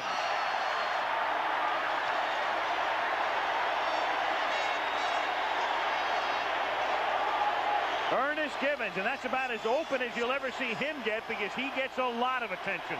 Well, the blitz is on. David Grayson comes on the blitz. You can see him from the left and really lower the boom there on Warren Moon, and that's single coverage downfield, and Frank Minifield just not able to keep up with Gibbons. Felix Wright over there way too late, and that's, well, if some cornerbacks I guess have to love it, but when you're out there all alone, it's a very dangerous procedure against a guy with Ernest Gibbons' speed. Gibbons crossing underneath Harris. Minifield got all tied up in it, and Gibbons took it right down the sideline. He was wide open. Now the Oilers take a timeout. They do. That's their 2nd. Remember, they took a timeout earlier on the Cleveland punt, so they're down to just 1 remaining in the game. 7:51 to play in the 3rd quarter. Oiler timeout. They have a 1st and 10 at the Cleveland 27-yard line. Houston on top 14-3. 7:51 remaining in the 3rd quarter. And Glanville asking the crowd to quiet down because they're doing the wave.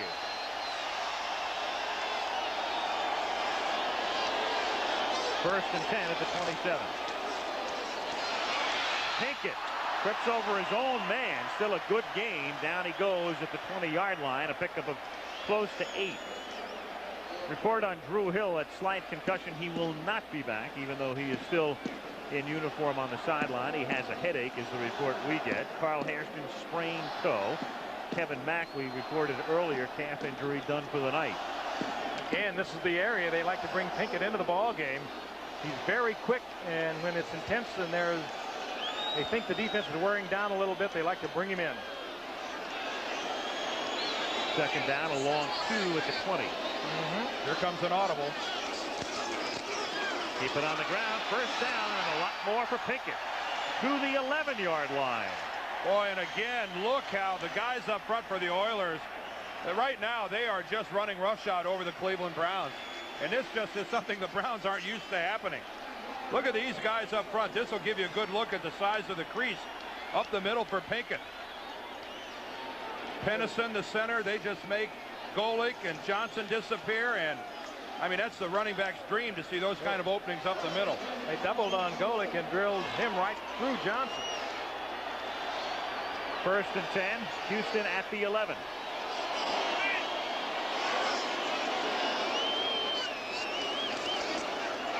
Pinkett again, and wrapped up by Grayson.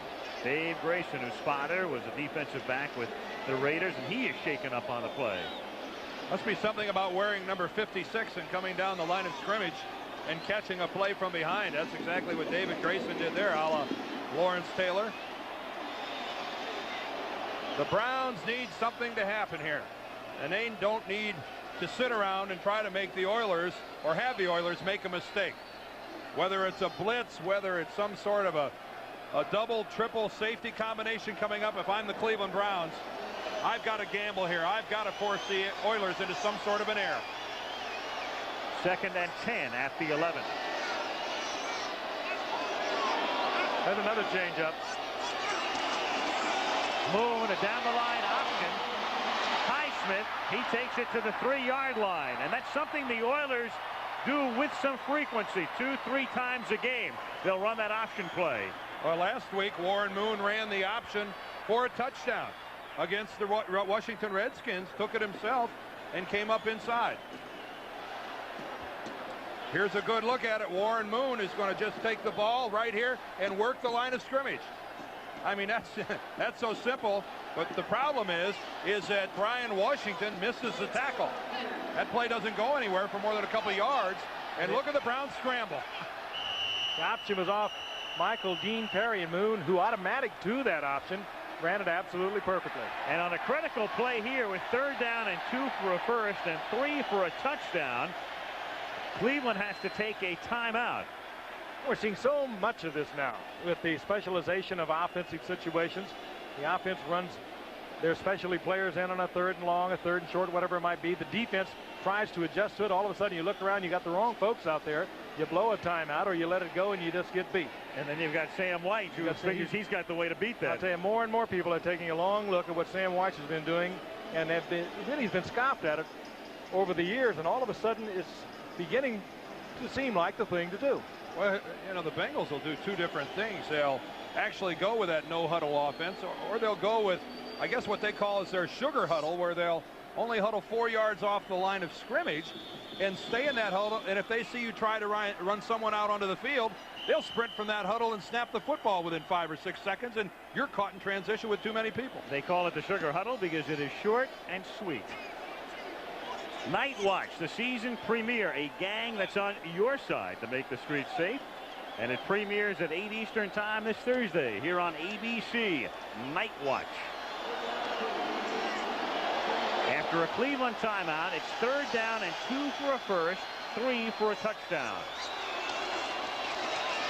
And Moon to Rozier. He's in.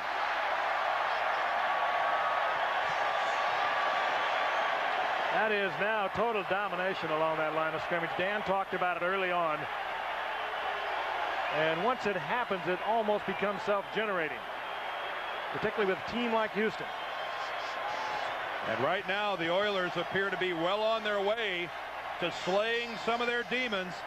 The Cleveland Browns, a hurdle they've not been able to overcome right now, don't seem to be putting up much of a fight against these Houston Oilers, one of the most physical teams in the league, and right now making believers out of a lot of people. Outside of that strike victory by Houston last year, they have not beaten the Browns since '83. And again, Cleveland in the first 9 games this season had not given up a touchdown in the 3rd quarter, and tonight they yield 2, 21-3. Talk about those names along that line of scrimmage. You rattled them off a moment ago, Dan, but there's some very impressive people.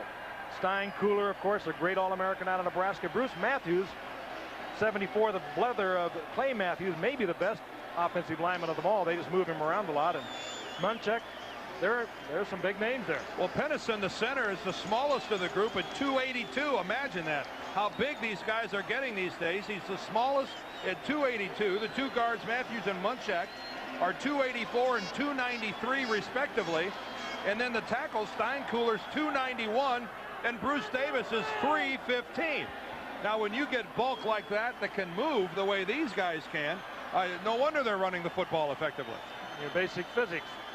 Mass, weight, velocity. Something about the immovable object. Speaking of Matthews being an extraordinary offensive lineman, we know that his brother, along with Clay's brother, they are watching tonight. His younger brother Brad, injured in an automobile accident in California and intensive care in LA, and the Matthews father, Clay Sr., who played for the 49ers a few years ago in the 50s, he's there looking on tonight, and we certainly wish him well. Yeah, they're all watching this game tonight in the hospital. So, Brad, we're all rooting for you, and needless to say, your two brothers here are as well. Tony Zendejas kicking to the Browns. Fontenot from the 2 out to about the 23-yard line with 4 minutes and 37 seconds remaining in the third quarter. And the Oilers on top now by 18 in this quarter. Houston 2 touchdowns and 103 total yards, and the Browns limited to 15.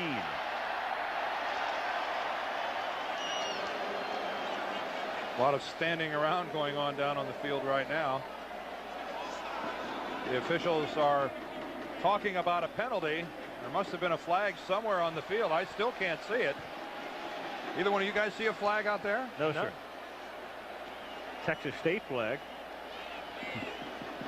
But it appears that the Oilers are going to have to kick again.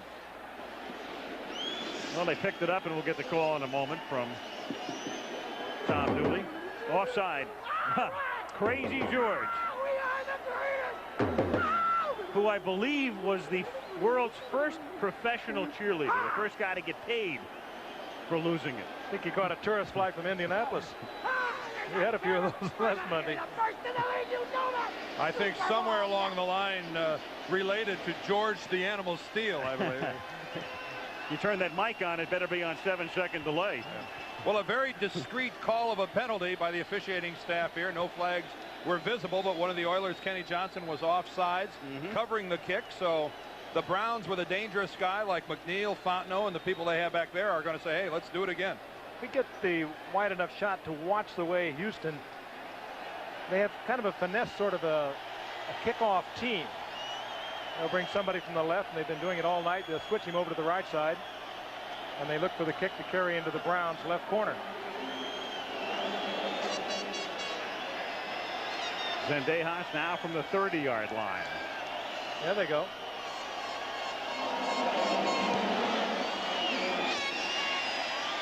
That's what they wanted. Good kick. Fontenot again at the 2. And this time a better run back as he brings it back out to the 33-yard line. You think special teams aren't wild in the NFL? Whose flying body was that? Might have been Walter Johnson, a linebacker I saw. Just go flying through the air, or it might have been Spencer Tillman, one of the running backs. He uttered a Shazam at about the 40-yard line and was airborne.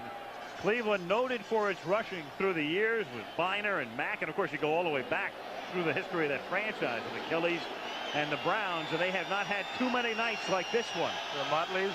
Yep. Pruitt, both Pruitts. At the 32-yard line. Gozar. And the pass is caught. Third catch of the night for the tight end Ozzie Newsome, who was covered on the play by the outside linebacker Robert Lyles. Ozzie Newsome closing in now on 600 career catches. As we stated before, no tight end in the history of the league has caught more. But again, we've touched on it, Bernie Kosar knocked flat again just as he was able to deliver the ball. I'm trying to remember the last time Bernie was still standing at the conclusion of a pass play. Here he is often. Here he is again immediately after throwing the ball. Ray Childress brings him down. Second down and 1 at the 42-yard line.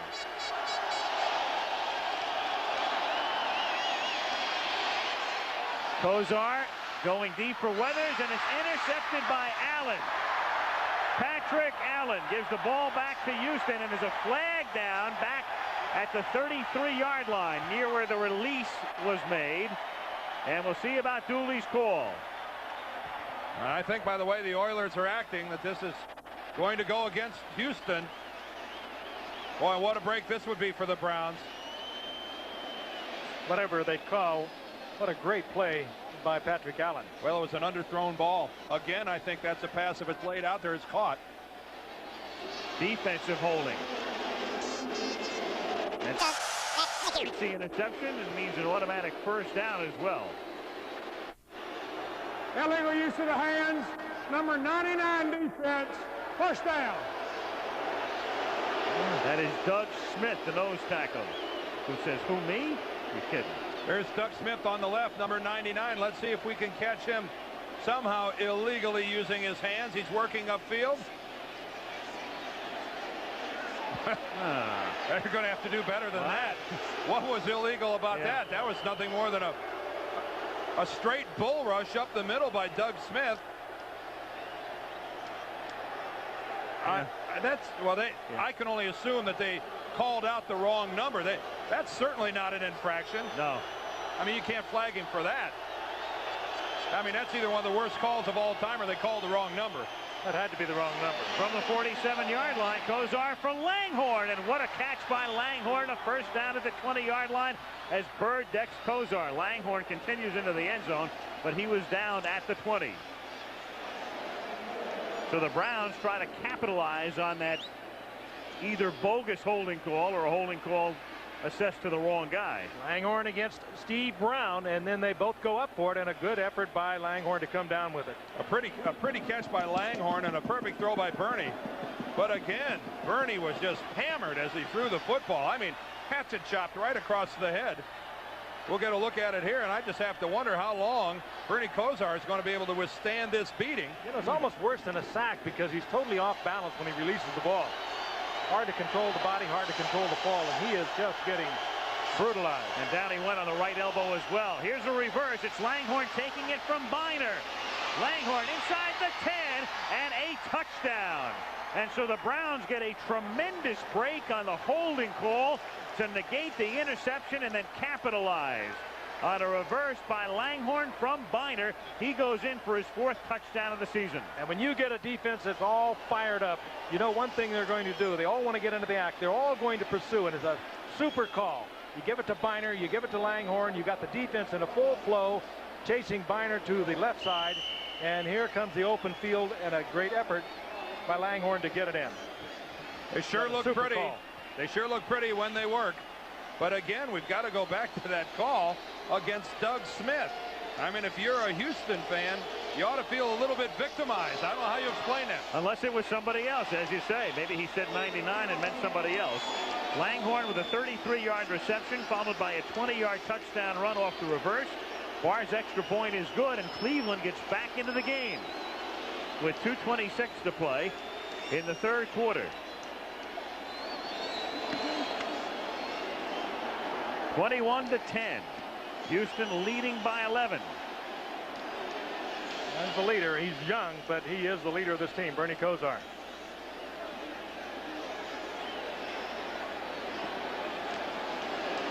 Well, the onus now falls on the shoulders of the Browns and their defensive team. They've been getting steamrolled. Again, let's go back to that penalty. Number 99 is Doug Smith, the nose tackle. He's working against Greg Riccozzi, the center. Now, he is called for illegal use of hands and holding. Now, I can see his left hand is up in the face. But if that's the case, that's not the proper call. At least I wouldn't think so. And watching the other linemen, I didn't see any holding in that shot. You can see 5 of them there. The only other 9 on the field was Patrick Allen, and he was involved deep downfield with the interception. I guess I can only assume that it was his left hand up in that face mask area that was the reason that penalty was called. But take my word for it, that kind of stuff happens on every single play. It's part of what goes on in the pits. And it may have turned the game completely around as the kick is fielded by Harris at the 5. And out he comes to the 22-yard line. Stopped by Bragg. Am I the only one that can hear that? It's frightening. 2:17 to go, third quarter. The Trojans unbeaten. Rodney Peete coming off a 300-yard performance against Cal, taking on Arizona State. Always tough to win in Tempe, or Michigan State against Indiana, 3:30 Eastern time. Aren't you supposed to hold that sword? Yeah, aren't you supposed to hold it on the handle? I mean, no wonder you. I can hear him going, ouch, that hurts. Oh, they wouldn't do that in the Big Ten, I'll tell you. Give me a break. Yeah, me too. We're looking for you a little later on in the year. Moon hands off to Rozier from the 22, and Rozier takes it out to about the 27-yard line. He is stopped there by Bob Golick. Bob Golick, 9th year in the league out of Notre Dame. Mainstay of a Cleveland defensive unit that has been as good as any in the league much of the season. Yeah, he talks about the de-evolution of linebacker to nose guard. The Oiler offensive line right now is taking that de-evolution to a whole nother level, a lower level. 2nd and 3 from the 28-yard line.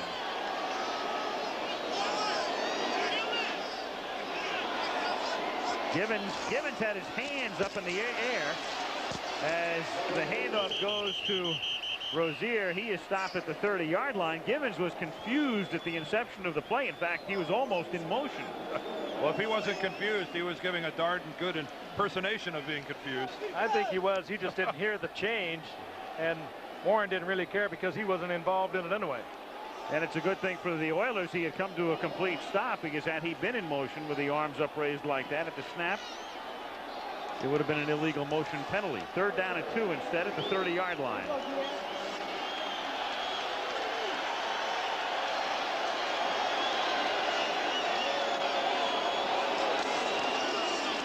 On a delay, Highsmith for a gain of 13 and a first down to the 43-yard line, tackled by Felix Wright.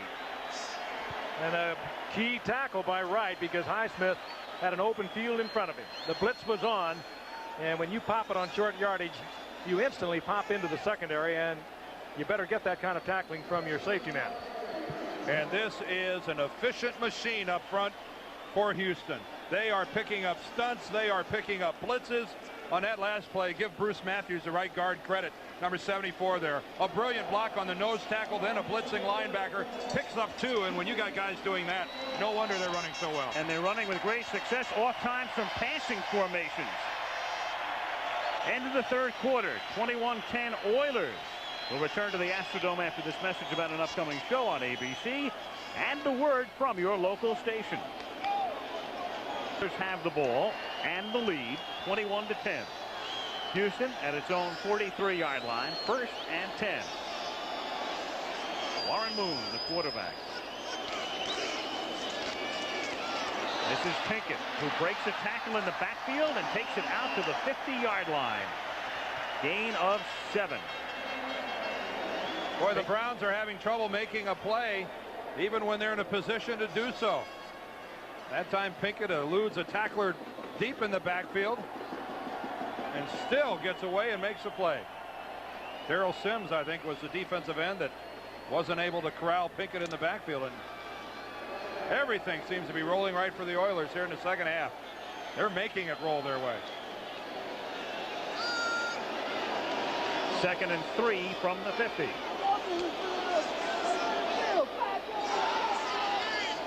Cornerbacks come up, Dixon in the midfield, and they change it off. Take it again, and look at him tunnel his way through for a first down to the Cleveland 44. I'll give a lot of credit to Moon tonight. He has worked this offensive unit. He's getting a great effort by the offensive line, but he has worked it well too. He saw Minifield, he saw Dixon come up, probably indicating there was going to be a blitz. Knows that this is very effective against it, just straight zone blocking, and they've been overpowering at the line of scrimmage. They get the hole, give it to the little quick man, 5'9", 192-pounder from Notre Dame. You get the first down. Good effort by Moon. Very much the way Glanville had hoped things would work out. He said a lot of Rozier early, then he'll get a little tired. We'll bring in the fresh Pinkett. We'll spot Highsmith from time to time. Exactly as drawn up. Here's Pinkett again, and this time nothing doing as Clay Matthews, the former Trojan, in his 11th year, threw it in the backfield. Yeah, right. Yeah. Al, you talk about the way that Jerry Glanville can work his running backs. He's got so many that at the same time he can afford to make a project out of Lorenzo White.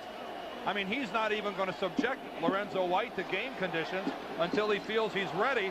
And how many people have the luxury to do that with their #1 draft choice? How many people have that much depth? What did they do? Call him Bula Bula backs? Yep. The old Yale fight song. Lorenzo White is a rookie out of Michigan State that gained over 4,500 yards. Now, does he not get any respect? Well, he just thinks he's an incomplete back, that all he ever did was run the football, never had to block, never had to pick up blitzes. 2nd and 13. The catch is made at the 42-yard line by Leonard Harris. And again, Harris is the fellow who came into the game with 1 catch all season, and that's 3 tonight for him. And we talk about how deep they are in the backfield with their running backs. Look at their receivers as well. And there is White, number 44, who hasn't played tonight. He is the number 4 running back in effect. And as far as receivers are concerned, they have Hill and Givens and Curtis Duncan and Willie Drury, who would be 1 through 4. And then the 5th back, Harris, has been a key factor tonight. 3rd and 8 from the 42-yard line from the shotgun. Good protection. Moon goes deep for Givens. It's tipped and incomplete. Underthrown, tipped away by Brian Washington, the rookie out of Nebraska. What did Warren Moon tell us? His shoulder still does not allow him to put the trajectory on the ball. He said it doesn't hurt actually all the time, but he says I just can't do certain things. One of them is to lay it up, and this you can see how flat it was. We can't see it in this shot, but that ball never got more than 25-30 feet off the ground. Yeah, he said he can't put the arch on the ball. What Warren Moon has is a bursa sac up in his shoulder that rubs against his shoulder joint, and he said the thing that prohibits me the most from doing is up over the top with that over the top throwing motion. And that's where it comes into play on a long pass like that. And it may eventually require surgery. Montgomery to kick. Angles it to the far side, and it bounces out of bounds at the 14-yard line. 11:42 remaining, 4th quarter. Houston ahead by 11. We feel the friendly confines. They haven't seen this booth, huh? This is a little narrow, isn't it? I would say. I don't help matters any. Not a whole lot of room for you and your appliances. They said it's going to be a physical game tonight. We didn't know it was going to be quite this physical. 21-10 is the score, and the Oilers in a very big game. It's a good leading example. by 11. They can't even turn around. Little hardware here. We are in here amongst the gizmos. Well, a big drive right now for the Cleveland Browns as they begin at their 13-yard line, and Kozar slings one to Langhorne, and they begin with a 1st down out to the 28. Winner of this game in 2nd place, a game back of Cincinnati. The loser, 2 games back. Hey, when you're coming across the middle and you're a receiver, you don't mind one like that. What you don't want is that one you hang up a little high and you got to go up and get it. Yeah, let's go over and poll Drew Hill and see if he won't agree with you. Well, Langhorne was the key man on that last drive, and they call his number again. 1st and 10 at the 28-yard line.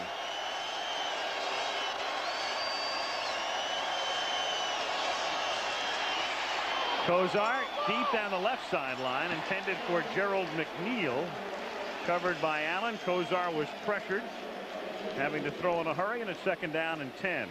9 men on the line of scrimmage then. Kozar read it, just tried to hang it up. Here they come. 5-man rushes. We got the linebackers dropping out, but you do get individual coverage, and Kozar read that all right. Just didn't have time to get it there. I am not surprised because I've seen it before, but I admire the courage of the Oilers and their defensive staff. They are relentless and they're coming after you with blitzes and line stunts. They just really get after it on every single down. 2nd and 10 from the 28-yard line. Kozar incomplete, way underthrown. Weathers was in the neighborhood, but really not that close. But again, they got into Kozar, flushed him out of the pocket, and he had to throw that ball away. Of course, they did that with only a 4-man rush. They got up in the middle with 2 linebackers, showed the blitz. They drop out, and still they're effective with only 4 people at that time chasing Bernie out of the pocket. 3rd and 10. Cleveland from the 28-yard line. 10:50 remaining, 4th quarter. These two teams will meet again December the 18th in Cleveland. They'll be in their mufti that day. Outdoors on grass. On the lake. 3rd and 10 from the shotgun. Kozar pressured again. Escapes, throws, tipped, incomplete. Nearly picked off. Intended for Biner. 4th down. Covered by Lyles. Pressure again.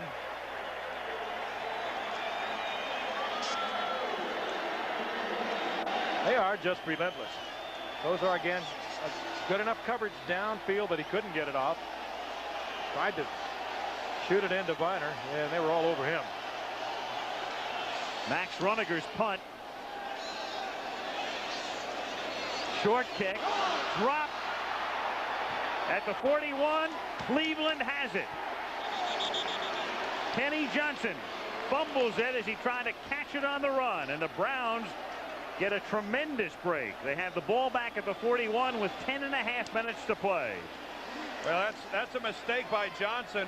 That ball was not kicked as deep as Johnson thought it was going to be, and Kenny Johnson, rather than going ahead and letting it bounce and taking a chance, charges the ball and tries to make a play. Again, I think that's that aggressive psyche of the Houston Oilers. If there's an opportunity to lay back or an opportunity to charge and make the play, I think their motto is charge and try to make the play. It's a full go for it. Earlier we saw Kenny Johnson make a spectacular play on a punt to save the ball from going deep into his own territory. This one he tried to steal for a long run back, paid the price. The Browns have good field position.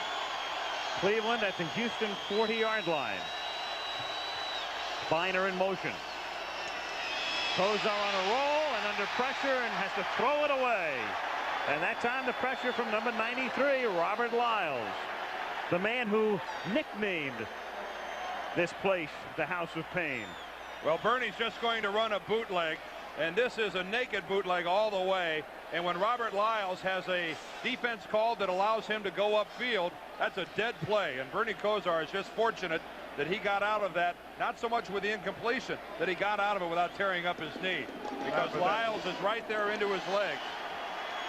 And this is the self-styled House of Pain. Robert Lyles, a martial artist, has done some work along those lines and named it after a place where he works out.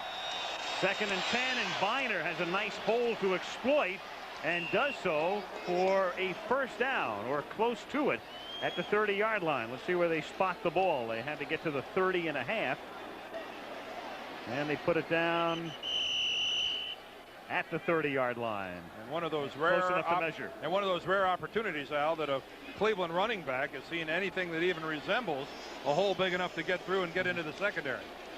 And again, worth noting, Houston not only pressuring Doug Williams last week, but stuffing the entire Washington running game as well. A 1st down here, and tonight holding the Cleveland running game very much in check, at least to this point. A reminder tonight on Nightline. In a matter of hours, the voters will have their say. Tonight, ABC News correspondents and analysts will wrap up Nightline's Campaign 88 coverage in a 1-hour Election Eve edition. Tonight on Nightline. Well, we said it before tonight, but get out and vote tomorrow. Dan is right. If you don't vote, you got no reason to complain. So go do it. 1st and 10 at the 30. Kozar, he's got Newsome open, and he hits him at the 5-yard line. A second spectacular play tonight on the part of Ozzie Newsome. And again, pressure on Kozar, but he was up to it, getting the ball, even though it was low. The Newsome who makes a spectacular catch. Bernie was forced to throw off of his heels, and what a study and concentration by Ozzie Newsome, sliding in to make that catch.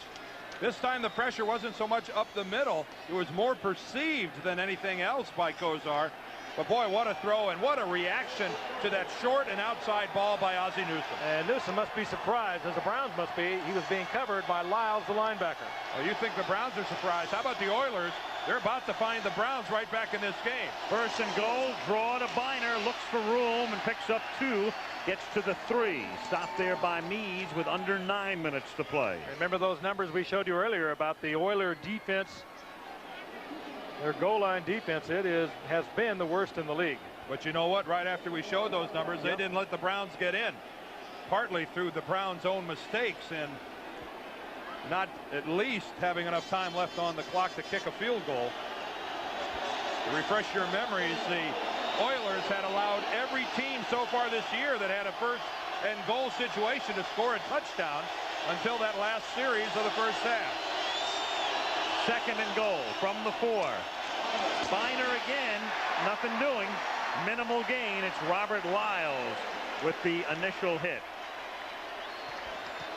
Third down and goal from the 4. The Browns on first and goal, and that's very interesting because the Oilers had not stopped anybody. It would figure they would stop Cleveland because Cleveland has been the worst in the league through 9 weeks. First and goal. Getting it in only 4 times out of 10. When you match those two numbers together, who gets the credit, who gets the blame? Steve Hurt. Call Vegas immediately. Third and goal from the 4. Those are pump fakes, throws, open is Newsome, touchdown. And so the Cleveland Browns, with an extra point here, would be within 4.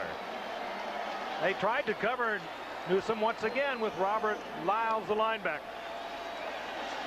Well, Robert Lyles had time, just went to sleep. He got confused in his coverage because he's locked up all the way with Ozzie Newsome. Look at Newsome right here. Here's Lyles. But watch Newsome just release, and Lyles falls off and then is very late trying to get back out in his coverage. Now look, right there, he's locked up with Newsome, and he lets him go. He looks back to the inside and then tries to react, and Lyles, I don't know, he had a brain lapse there for a minute. Tried to help out on the inside. That's the first thing they tell you. Take care of your own job, your own coverage, and then provide the help. That Barr's extra point is good. So Cleveland very opportunistic, capitalizing on the Johnson fumble, taking it in for the touchdown. 21-17. Extremely opportunistic. When they were down 21-3, instead of an interception, a holding penalty kept the drive alive. They took advantage of that to score a touchdown. Then the fumble by Johnson on the punt return, they take advantage of that to score a touchdown. And they're back in it, down by 4 with a lot of time left. 7:26.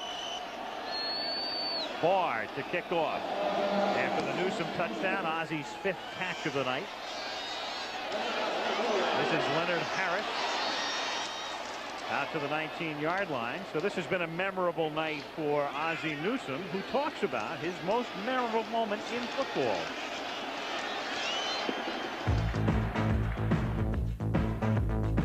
My most memorable moment was in the very first game in the National Football League against the 49ers. On an end around, the very first time I touched the ball, I scored about a 35-yard touchdown. It was a great way to break in. Could well have been when Bear Bryant called him the best football player ever had played for him. That was a milestone catch, by the way, that touchdown grab by Newsome, his 600th career catch. Rozier back out to the 24-yard line. There it is, and everybody else would be a wide receiver headed by Steve Largent, who goes on and on. Joyner and Charlie Taylor and Don Maynard and New England coach Raymond Berry. And there's Ozzie, the tight end, all alone at 600, number 6 on the all-time list. And he's all alone as far as tight ends are concerned. I'm not looking at the numbers, but I believe Jackie Smith was the tight end reception leader before Ozzie Newsome passed him. And that was a long time ago, a couple hundred receptions ago. And Mike Ditka, who is resting comfortably, set a record for tight ends back when he was playing. We understand he's in fair condition.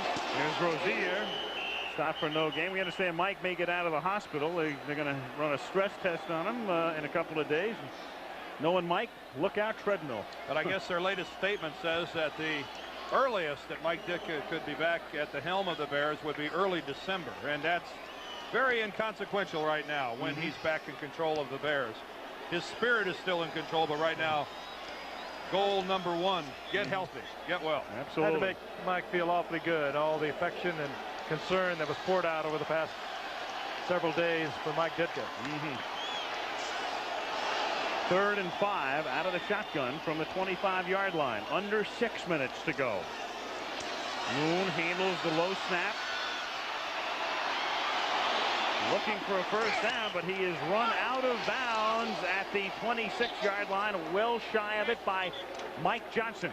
And what kind of coverage did the Browns have that time in the secondary? Because they had no pass rush whatsoever. Warren Moon doesn't even have to leave the pocket until he's back there for about 4 or 5 seconds, and then he's forced to scramble and gets nothing. Let's take a good look here at what's happening back in the Browns secondary. Look at the pass rush. There's none even there. Moon leaves on his own, still wants to throw it, can't get rid of it, and Mike Johnson gets over there and runs him out of bounds. Credit that one to the guys in the secondary for the Browns. The rookie punter, Greg Montgomery, to kick it away, end over end, a low kick. McNeil backs up. There's a flag down. McNeil at the 33 is tackled at the 36-yard line. And a marker on the far side at the line of scrimmage. And if this penalty should go against the Browns at all, the yardage is sufficient to give a first down. But no, this is against Houston. Illegal man downfield. And with a short kick like that, you would think the Browns would take the ball. Leo Miles, the head linesman, stepping in there, a former teammate of mine, picking up the illegal man.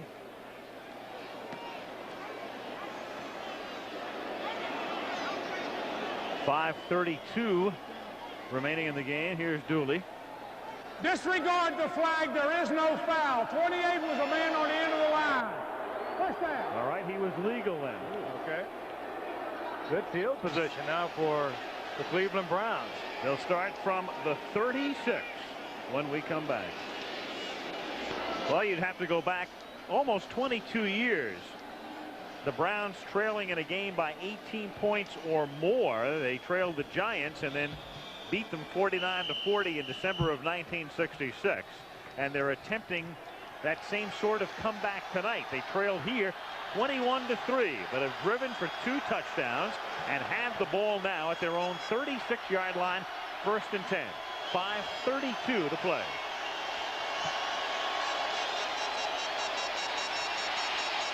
Kozar too high, intended for Brennan, covered by Brown.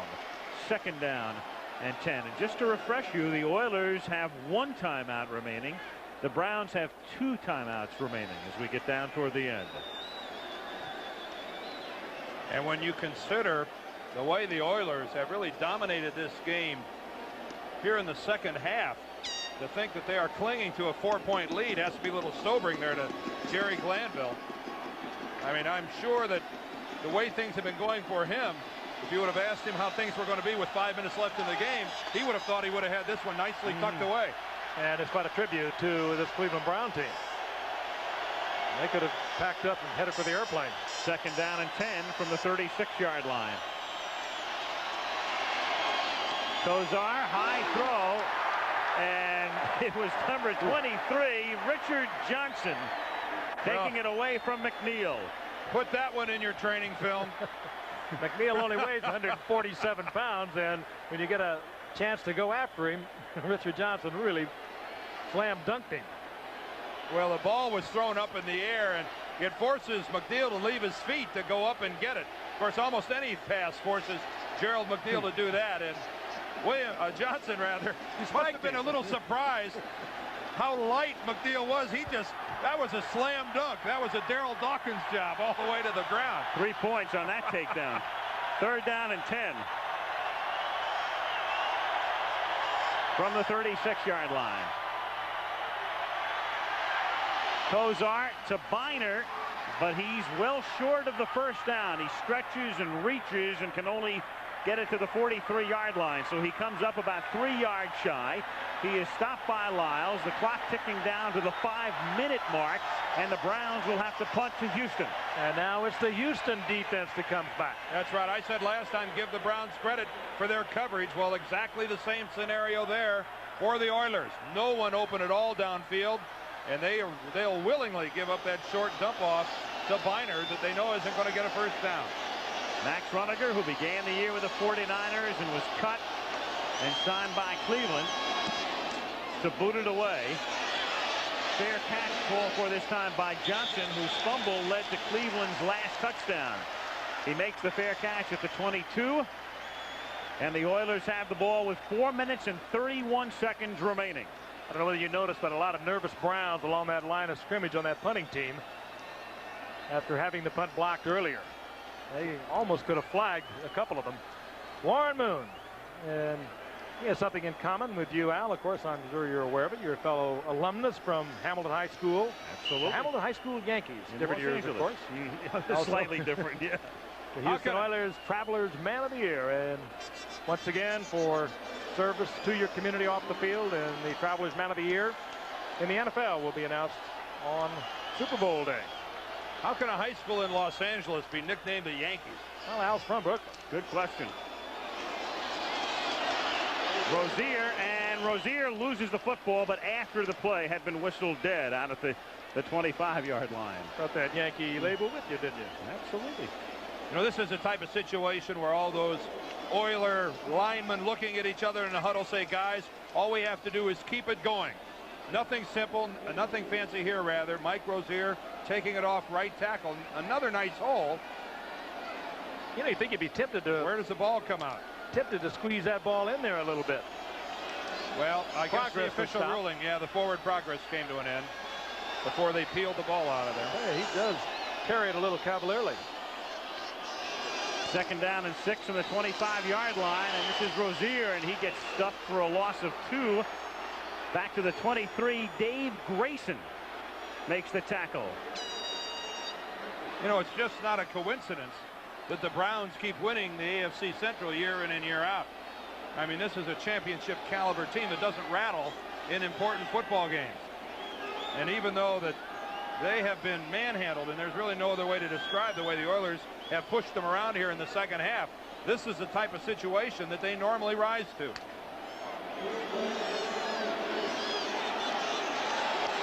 Third and 8 from the 23. 3 wide receivers to the bottom here. And 4 in the field. Moon on a short roll to the left. Looking over the middle. Going deep. And a fingertip reaching catch made by Leonard Harris. Oh, there was great coverage on that. It was a great catch, but Warren Moon put it in the only place where it would have been a completion. And he was talking about the fact he was having trouble arcing the football, but that time, perfect. And a critical and vital first down for Houston. And perfect is the only way to describe it. Mark Harper is the Cleveland Brown that's trying to have the coverage on Leonard Harris. But what a beautiful, I mean, just beautiful pass.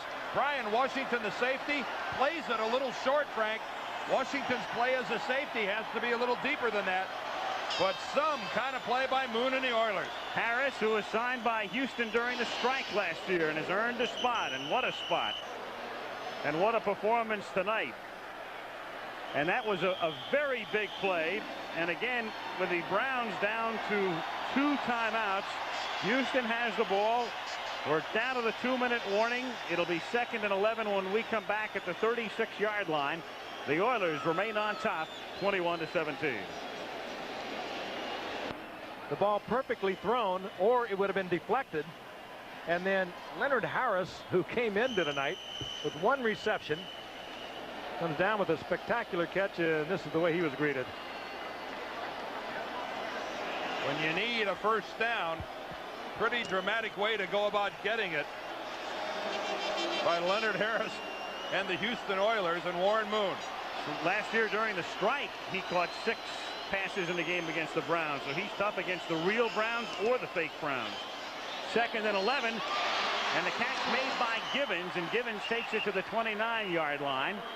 And Cleveland has to take a timeout.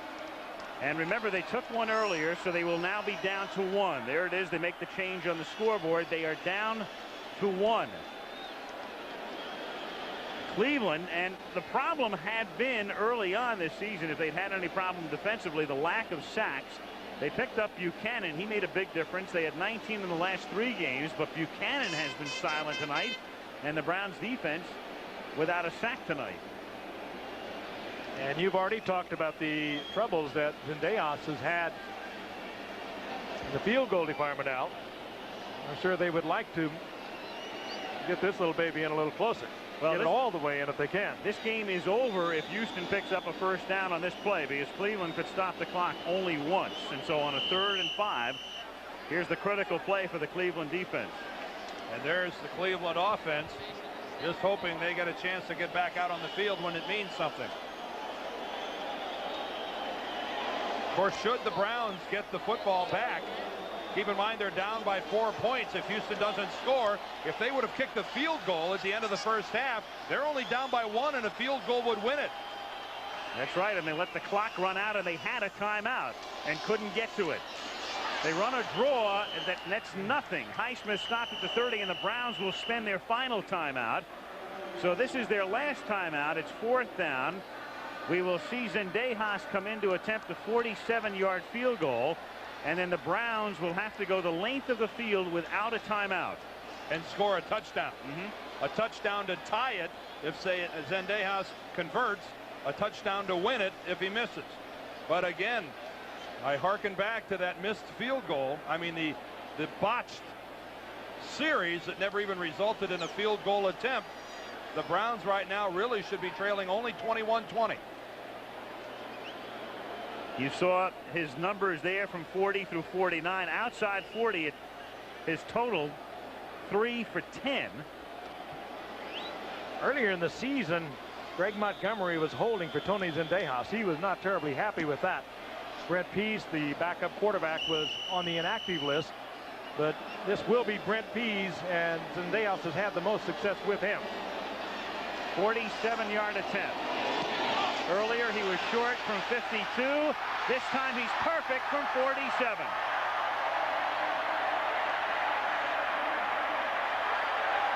Feels good when you're struggling as a kicker. Dramatic way to settle it. Thus the Browns will have to take the ball, go in for a touchdown, and convert to send the game into overtime, and they'll have to do that without a timeout and 1:44 on the clock. And you'd have to think that one of the ways to get it started would be some sort of a decent kickoff return. Of course, the Oilers know that, and I would imagine that Zendejas is going to, in some way, squib kick or power kick the football down the field, bouncing it downfield, trying to keep the Browns from setting up a return. You know, we talked about the holder piece that time. That was a high snap, and that is very unnerving to a kicker. And it was perfectly placed, obviously, because you get it through. And there is the young quarterback who is back holding the ball for Tony Zendejas. And kickers are that way. They get caught up with the holder, and nobody else can do it the same way for them.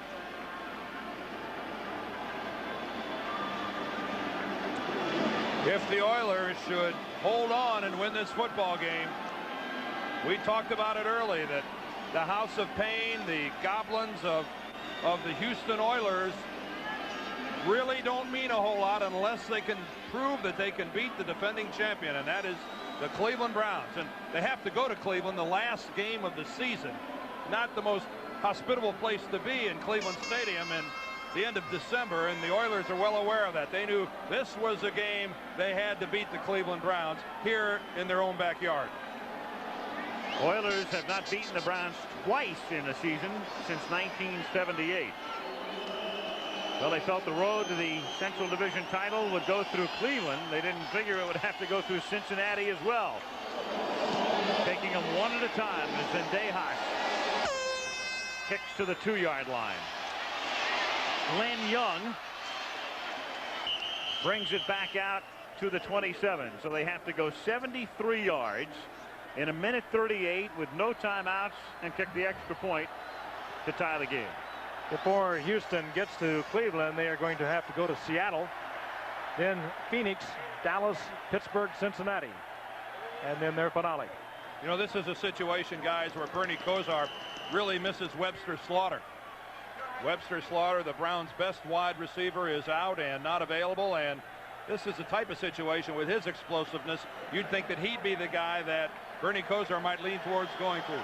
You know, you don't have much time, 138, pick with no timeouts, but what they will give you is the middle, and it's not a bad idea to take a big one in the middle if you can get it. 4 receivers, 2 to each side. Over the middle, he hits McNeil. He makes the catch at the 45-yard line. That's a first down. And there's an injured Brown. That's Langhorne down at the 43-yard line. But the clock keeps on moving. They can't stop it. Langhorne gets up. Kosar went up to him and said, "Get on your feet." The play has already been called in the huddle. Yeah, he said, "You're not coached by Buddy Ryan. Get up." Kosar throws, and that's incomplete at the 45-yard line. 2nd and 10. Pressure again on Kosar. 2nd down. Take a look at Gerald McNeil here. Look how he gets knocked to